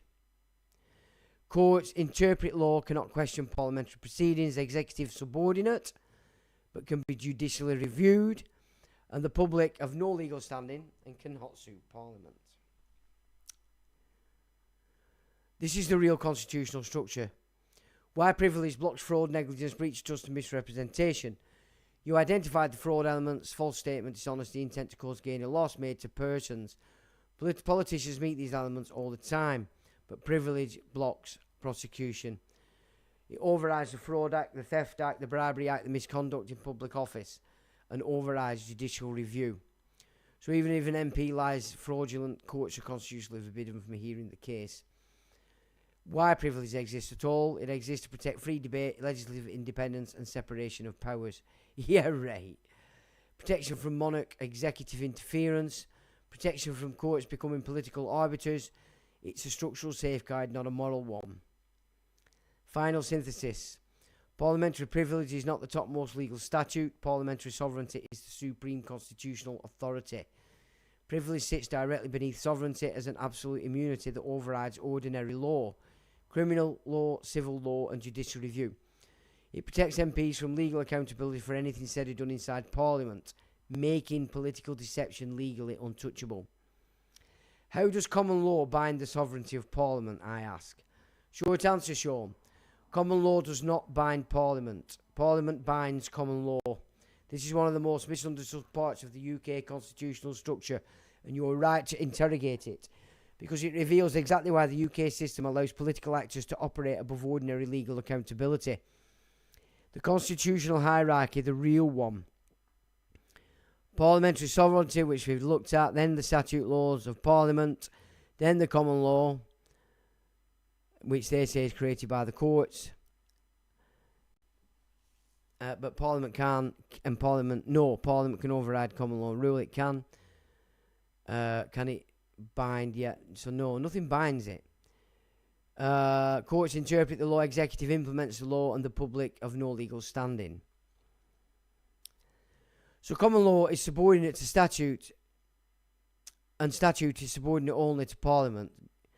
But the thing is, for the public to have no legal standing means they're not classed as persons, as the public, even though everything that this system operates is person. It's just nonsensical. It's contradictory, upside down, Alice in Wonderland. So common law, but it's not the king and queen doing it. That's the thing we need to get into here. So common law is subordinate to statute, and statute is subordinate only to Parliament. So that's parliamentary sovereignty. Why common law cannot bind Parliament? Common law is judge-made, evolutionary, interpretive, subordinate to statute, subordinate to sovereignty. English common law isn't, but we're not on England, are we?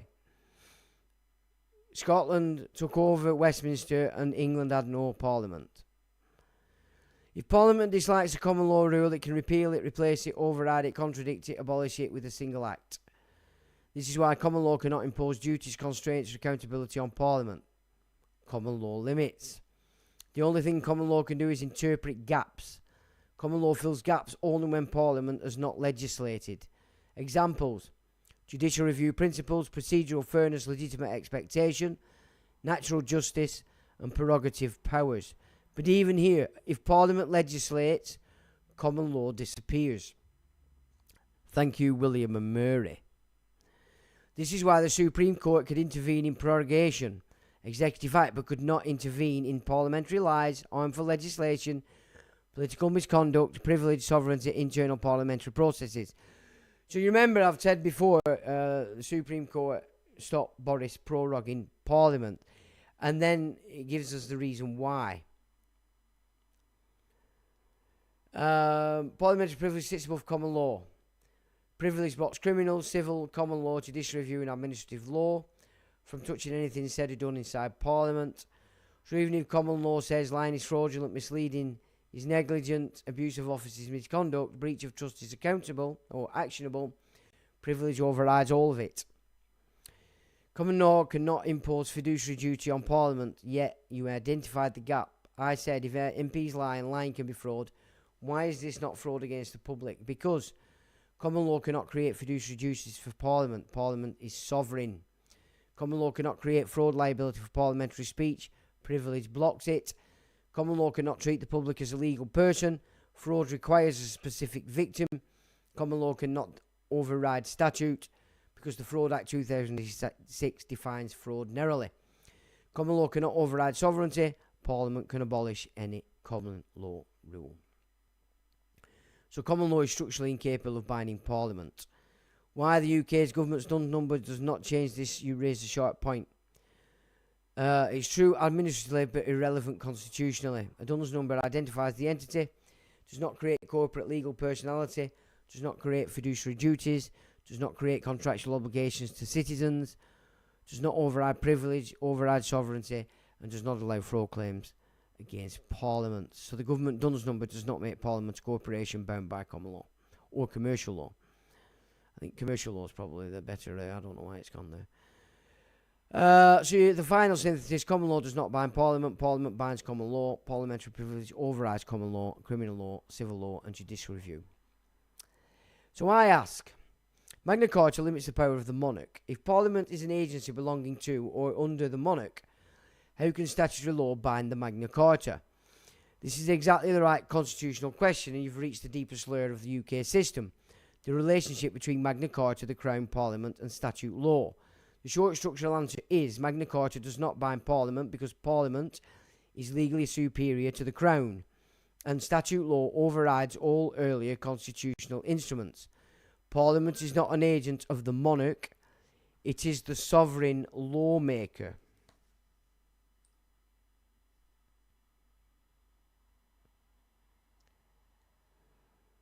What's happening with my phone? My phone's going crazy. There's nobody on. Magna Carta does not sit above Parliament.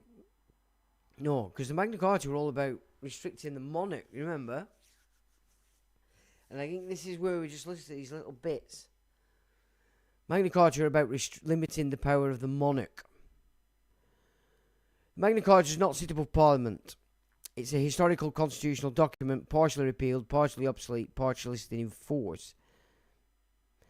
But it's not supreme. Under parliamentary sovereignty, Parliament can repeal Magna Carta, override it, contradict it, and abolish it if it wishes. And in fact, Parliament has repealed most of it, so Magna Carta is not the top authority. Parliament is not an agent of the monarch. Did you get that? Parliament is not an agent of the monarch. This is the key misunderstanding many people have. Do we not?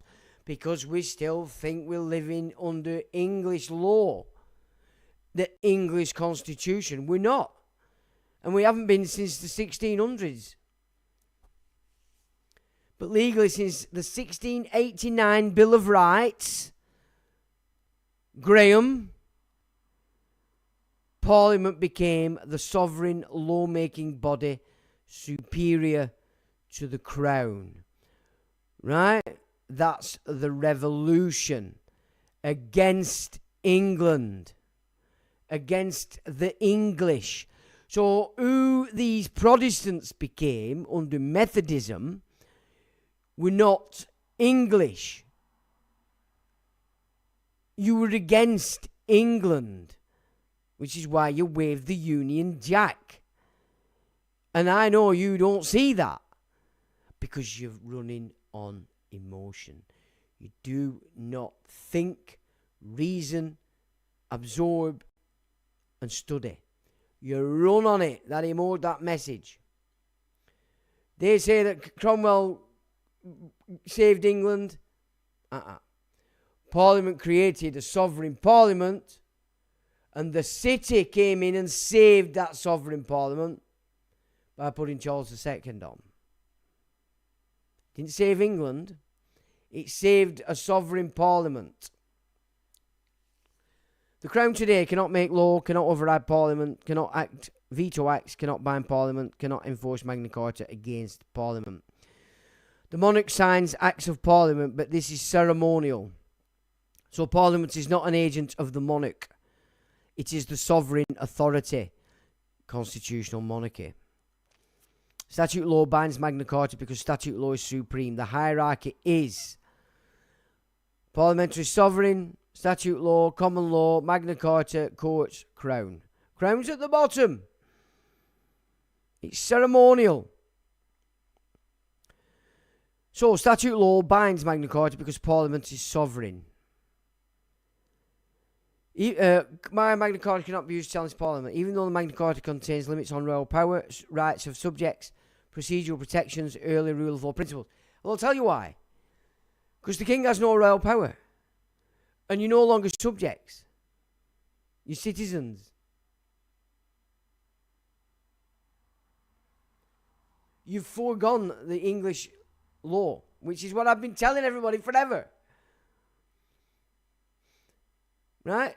So now it's just going through the same data that we've gone through. I want to make sure we get through this. Do you understand what I'm saying now? Maroon Fox says, yes, we're not in England. We're all persons occupiers in Admiralty Maritime Law. We ain't on the land if we identify as person. Precisely. Jerry says, but do they fall under anti-corruption law here? 2012 anti-corruption, a public servant that knowingly or unknowingly uses false and misleading statements to gain the upper hand. It's proving that in writing and bringing it before a court. Because if you can't prove it correctly, the court can't see it. It gets whisked off into parliamentary hands and they obfuscate it.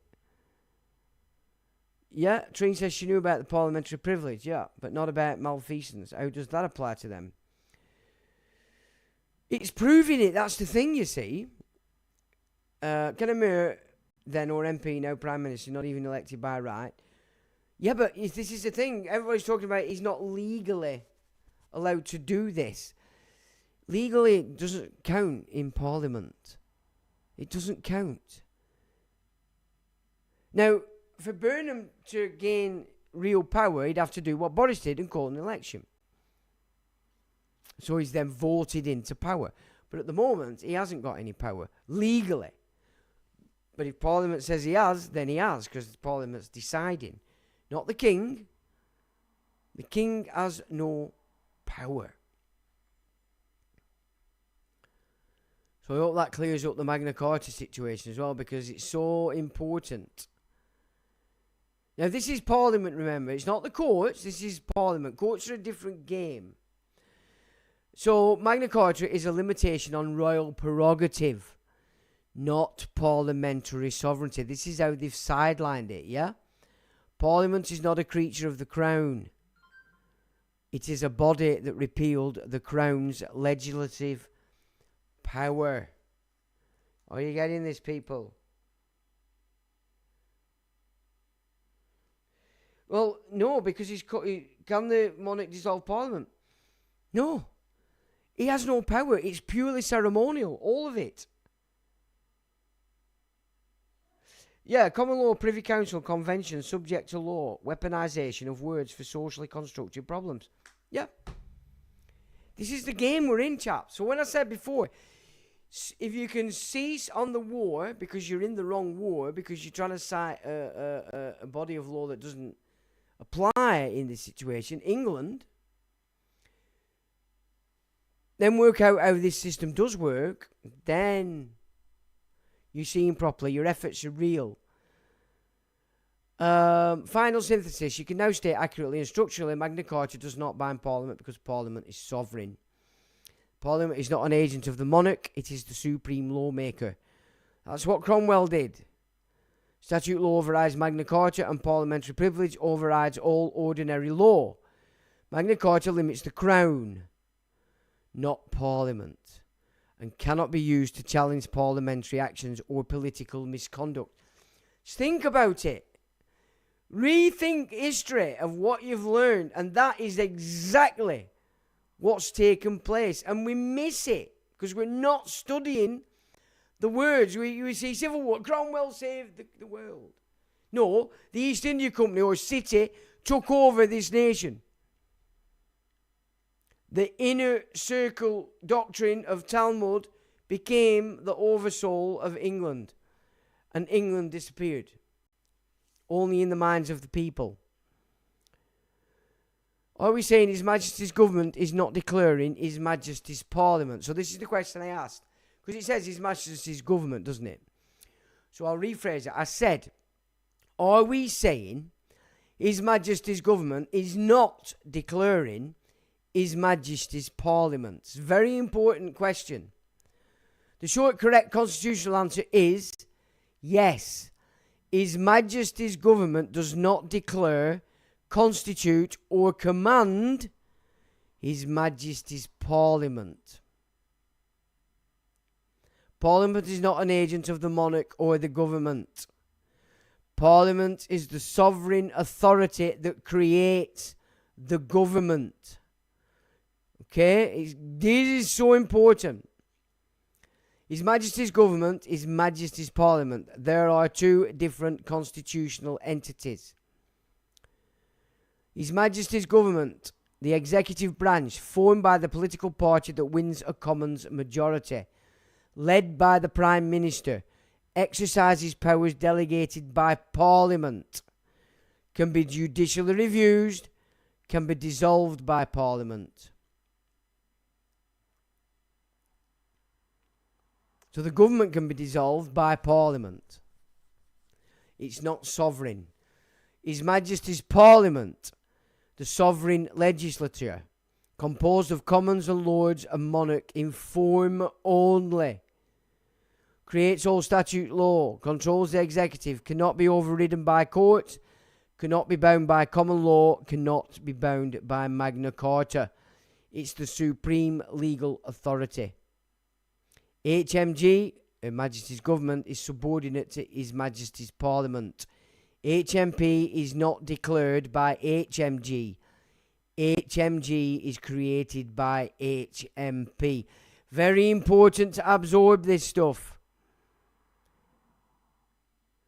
Maroon Fox says Queen Elizabeth said it all in a coronation speech back in the 50s. Yeah. But the PM has to attend the King. You ask the PM to form a government, which Andy's got. But it is a ceremonial thing only. There's no power with it. None. It's no wonder Charles is pissed off. You see, for this situation to change, the people would have to come back behind the monarch and say to Parliament, you've had your time, piss off. All contracts to the Parliament are gone. United Nations, NATO, foreign aid, immigration, gone. You're back to England, but you'd need the monarch to be the English monarch. You'd have to get behind the monarch. Where is the monarch at? Well, I don't know what he believes, what he thinks. Is he fully paid up? Or is he sat there waiting for people to come back? Well, I wouldn't trust William as far as I could throw him. I'll tell you that now. So now we're back to what I said at the beginning. Historically, Parliament began as a council advising the monarch. That's all it was. Made up of his barons. But after the English Civil War, the Glorious Revolution and the Bill of Rights, the constitutional order changed permanently. Parliament became sovereign, the monarch became ceremonial, the government became accountable to Parliament, not the Crown. That's what I've been popping on about forever.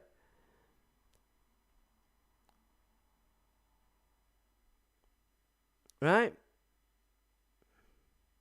If Parliament is under the monarch, how can statute law bind Magna Carta? The answer is simple. Parliament isn't under the monarch. There's no power. Crown's been put at the bottom. And it's Magna Carta is about limitation on royal power, not parliamentary power. This is what we miss. So it can do what it wants. And there again is another block just to give you. Crown is at the bottom, ceremonial. His Majesty's government is not declaring His Majesty's Parliament. Parliament is declaring the government. His Majesty's government does not declare His Majesty's Parliament. Parliament is sovereign and creates the government. The monarch is ceremonial and does not command Parliament. Magna Carta binds the Crown, not Parliament. Statute law binds Magna Carta because Parliament is supreme. Parliamentary privilege protects MPs from legal accountability inside Parliament, but privilege itself exists only because Parliament is sovereign. So I've said in this system, what is the Crown? This is the right question at the right moment. Constitutional thread. Answer is not what most people think. Below is a full structure breakdown. The Crown is not the King as a person. This is the first and most important clarification. The UK constitutional law, the Crown is a legal constitutional entity, not the human monarch. Well, we know it's an office. It is a corporation sole, a continuing legal office that never dies, never ceases, never sleeps, never leaves office, never changes identity when the monarch changes. So Charles III is the holder of the Crown. The Crown is the office, not the man, as I've said. This distinction is foundational. Crown as corporation sole. The Crown has 3 distinct constitutional faces. This is where most confusion comes from. The Crown in Parliament, this is the sovereign law-making body. Monarch, formal House of Lords, House of Commons. Together they form His Majesty in Parliament, the supreme legal authority. This is the entity that creates statute law, Crown in Parliament. This is His Majesty's government, Prime Minister, Cabinet, Civil Service, departments, agencies. They exercise executive power on behalf of the Crown. But crucially, the government is subordinate to Parliament. Executive power, the crowning right of the courts, the judiciary. This is the judicial branch. Supreme Court, Court of Appeal, High Court, Crown Court. Judges act in the name of the Crown, but courts cannot override Parliament and judicial power. The Crown is the legal personality of the state. This is the clean definition. The Crown is the legal identity of the state. Parliament is the sovereign authority of the state. The government is the executive agent of the state. And the monarch is the symbolic head of the state. This is why Parliament is sovereign, government is subordinate, courts are subordinate, the monarch is ceremonial. The Crown is the legal shell containing all 3. You asked, are we saying His Majesty's government is not declaring His Majesty's Parliament? Correct. Because Parliament does not derive authority from the Crown since 1689. Parliament is sovereign in its own right. The Crown in Parliament is a constitutional fiction. The monarch's role in legislation is ceremonial. The government exists only because Parliament permits it. Parliament can dissolve government at any time. The Crown cannot bind Parliament, and the Magna Carta binds the monarch, not Parliament. So Parliament is not declared by the Crown. Parliament declares the government. Parliamentary sovereignty. The Crown is not a corporation in the commercial sense. You raised the Duns number point earlier, important distinction. The UK government may have Duns numbers for procurement, but the Crown is not a commercial corporation. It is a constitutional corporation sole. This means no shareholders, no fiduciary duties, no contractual obligations to citizens, no corporate liability, no fraud liability, no equity jurisdiction over Parliament. So equity cannot bind the Crown. Fraud cannot bind the Crown. Common law cannot bind the Crown. Only Parliament can bind the Crown. The Crown is the legal container for state power. And there is your structure. Final synthesis. The Crown is not the King. As a person, it is the legal personality of the state expressed in three forms: Crown in Parliament, Crown in Government, Crown in Court. Parliamentary is sovereign and does not derive authority from the Crown. The government is subordinate to Parliament. The courts are subordinate to Parliament. Magna Carta binds the monarch, not Parliament.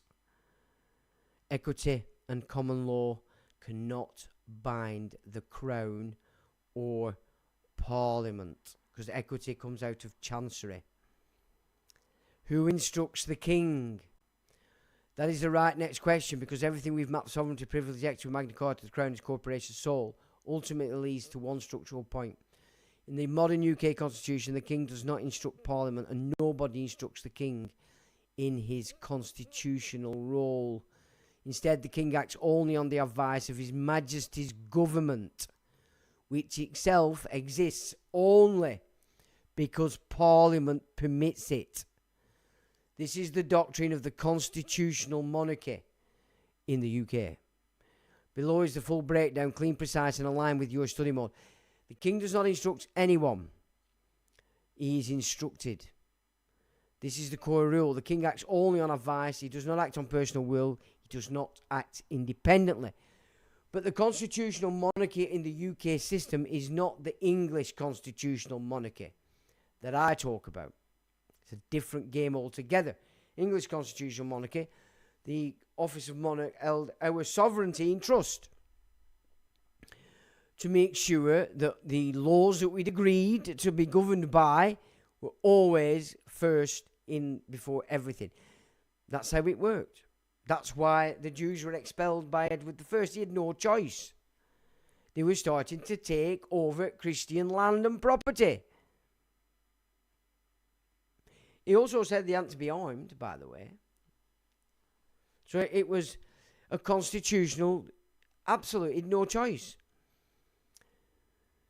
So every constitutional act of the monarch is performed on the advice of the Prime Minister, or on the advice of Cabinet, or on the advice of Privy Council, or on the advice of ministers acting under statute. So who is the Privy Council? In the main case, former ministers. This is called the Advice Convention. Who instructs the King? The exact constitutional chain. Parliament instructs government. Parliament is sovereign. It creates the government. It can dismiss the government. The government instructs the King. The King acts only on ministerial advice.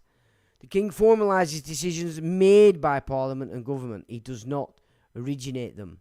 So the chain is Parliament, government, King, not King, government, Parliament. This is the structural inversion created in 1689. Inversion. Who does inversion and does it well? Socrates spoke of this democracy system. The King's powers are legal fictions exercised by ministers. Every royal power is exercised by ministers. Royal assent given automatically on PM advice. Appointing a PM based on Commons majority. Dissolving Parliament only on PM advice. There's your answer. Prime Minister can dissolve Parliament through the King.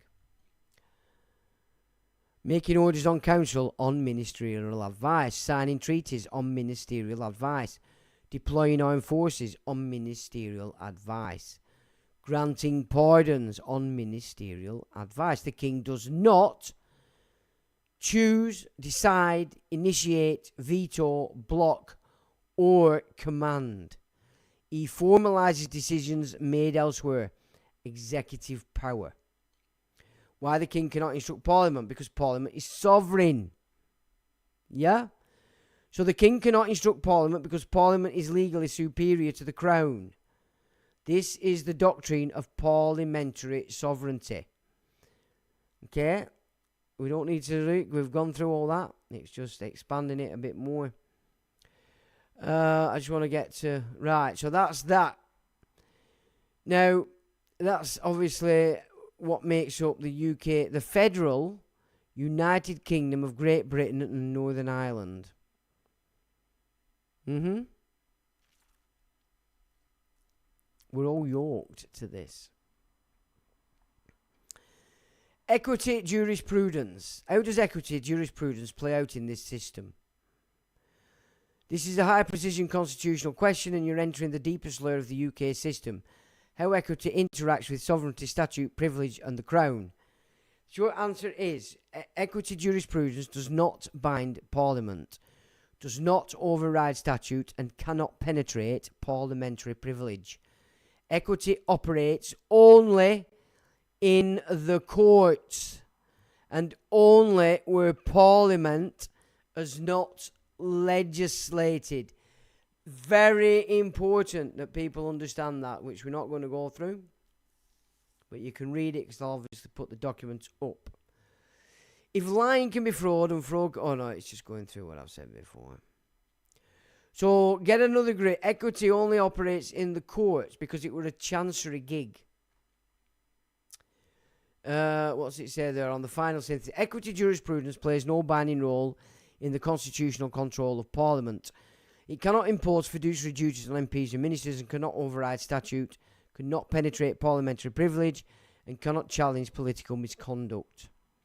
Equity operates only in the courts, and courts cannot interfere with Parliament because Parliament is sovereign. How has Andy Burnham cancelled... has Andy Burnham cancelled the digital ID rollout? Because it's interesting, because it tells you why he could do this. Yes, Andy Burnham has cancelled the digital ID rollout, and this is confirmed across multiple authoritative news sources, published today, 18th of July. What has happened? The core fact. Incoming Prime Minister Andy Burnham will scrap the entire digital ID scheme immediately upon entering office on Monday. This is described as a reset of priorities, with all funding and resources being redirected to the cost of living measures. Key details.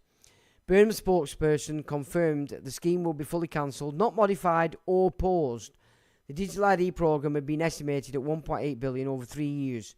The cancellation is Burnham's first major break from Keir Starmer's policies. The scheme had already become deeply unpopular, attracting 3 million petition signatures against it. Burnham's team stated that resources will be redirected to tangible improvements to people's lives and cost of living support. Summary.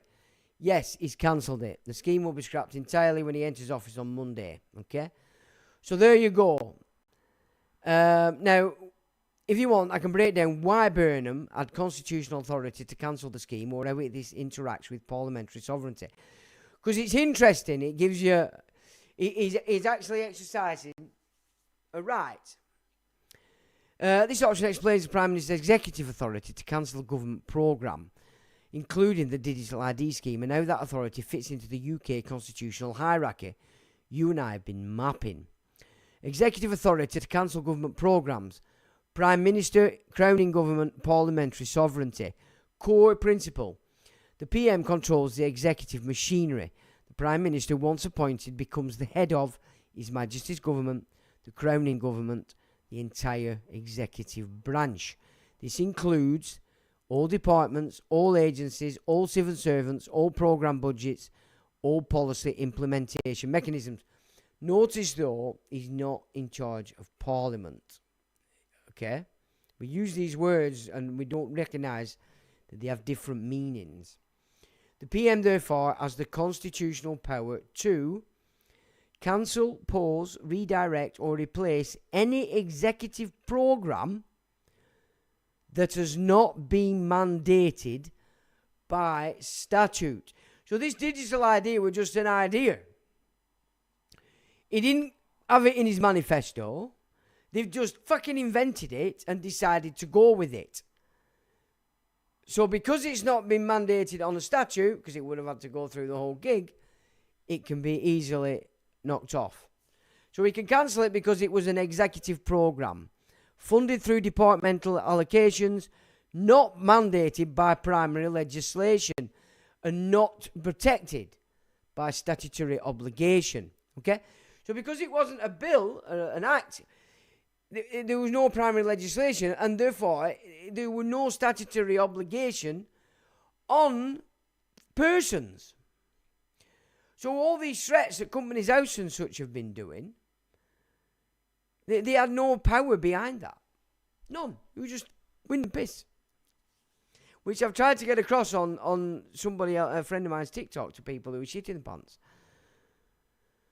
So there you go. That's why he could get rid of it. All right? I think that sort of concludes. So the king is not the man. Okay? At all.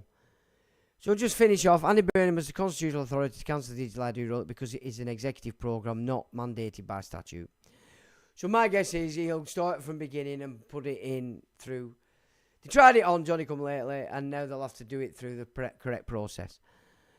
So don't be thinking Andy Burnham's fucking brilliant, because it's coming back. Make no mistake about it. The whole no-hide system needs it. It can't move forward without it. The Prime Minister controls the Crown government and can terminate any administrative scheme without parliamentary approval. Parliament is sovereign over law, but the executive sovereign over administration. The King plays no role, and privilege is irrelevant. There's a lot of data in there. Now, I know we've gone through it quickly, and you've probably been chatting amongst yourselves, so you've not took it on board.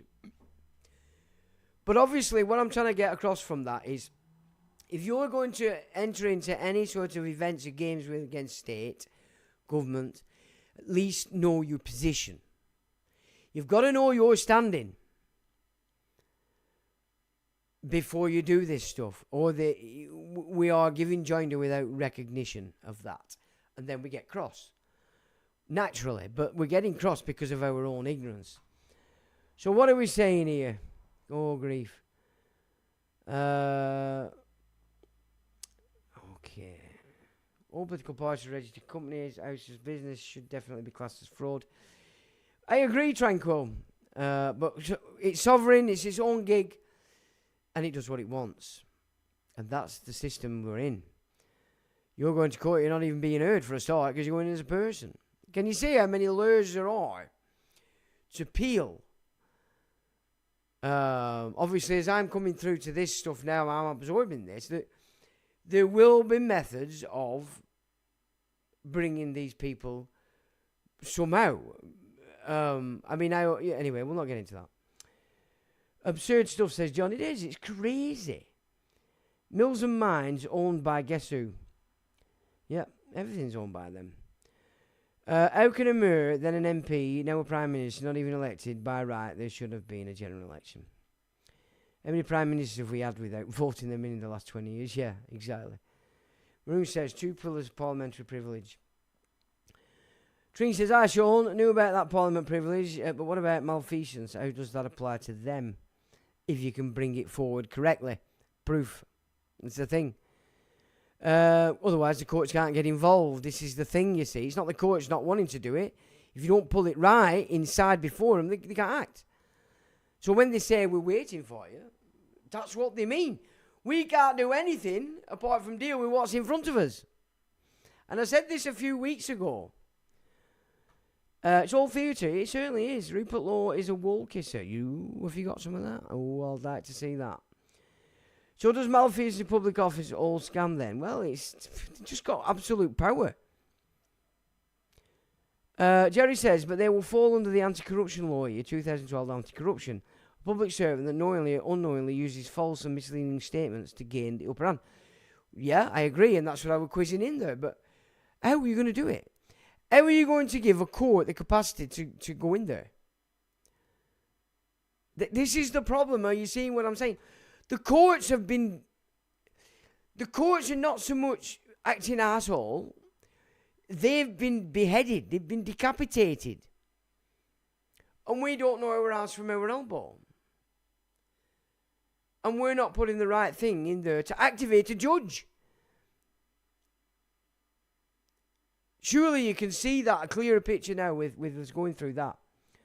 Whether for private or personal, it's said to be acting corruptly.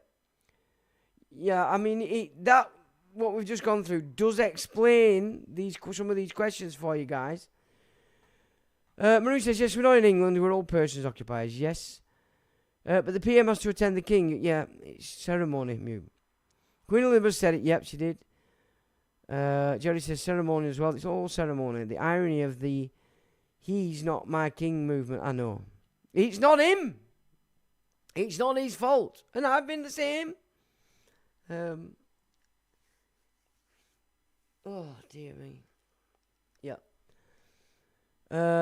Human monarch is a tourist attraction, yeah. Well, because they've been using this country to cover the game for so long, this was the last place to be demolished. America's in a better position, actually. It's just unfortunate they've got King Cyrus running the show. Known as King of Australia here, a made-up title, a piece of paper. Brother McDudebro.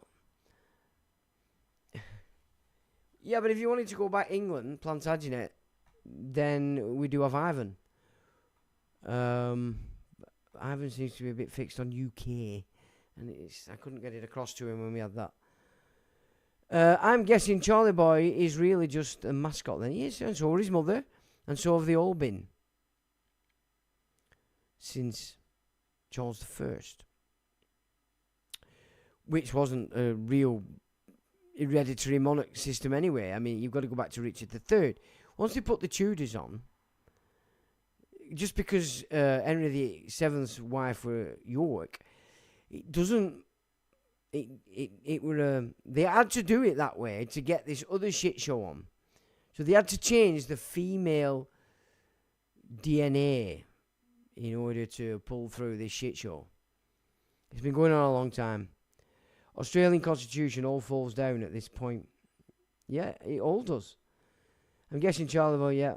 Parliament is claiming sovereignty. How did it happen? Under what law did they grant? Well, by abolishing the office of monarch. And killing a king. That's what they did. So the Parliament is, yeah. The professor next door said 58% of funding for this science has been scrapped because the money is being used for digital data centres. Well, that wouldn't surprise me, yeah. Well, Cromwell was a fraud then. Must be something back then that we challenged this. Cromwell was financed from Holland, but he was financed by the city. We've gone through this. Great live, Sean. Worth a second listen. Thanks, Jerry. Yes, agreed, Sean. Excellent. Because, I mean, it's so important if you are operating in within the state on law, whatever you're doing. You've got to know your capacity. And you've also got to know the capacity of what it is you're dealing with. Because otherwise, they're laughing at us, really. You know, but this is the learning curve, isn't it? This is how we learn. And, you know, we were educated at the bum boy schools. The sacrifice of being educated at that level is to get your bum shag stupid by some puffed priest or teacher or whatever.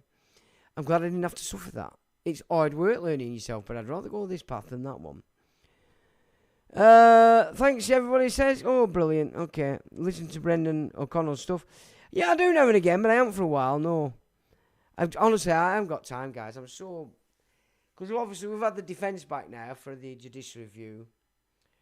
So, I just don't have the time at the moment.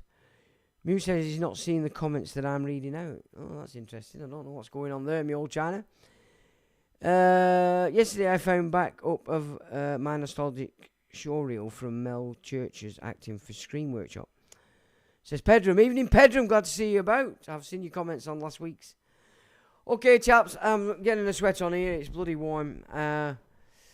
Thanks for joining, mods, thanks for modding as usual. And again I said, use this as a bit of a foundation, as a reference point to go back to when you're doing any actions in the future, because it's essential. It really is essential that we understand where we're at before we carry on with this, okay? So thanks for everybody for joining. Have a great week, and I shall say, as always, till the next time.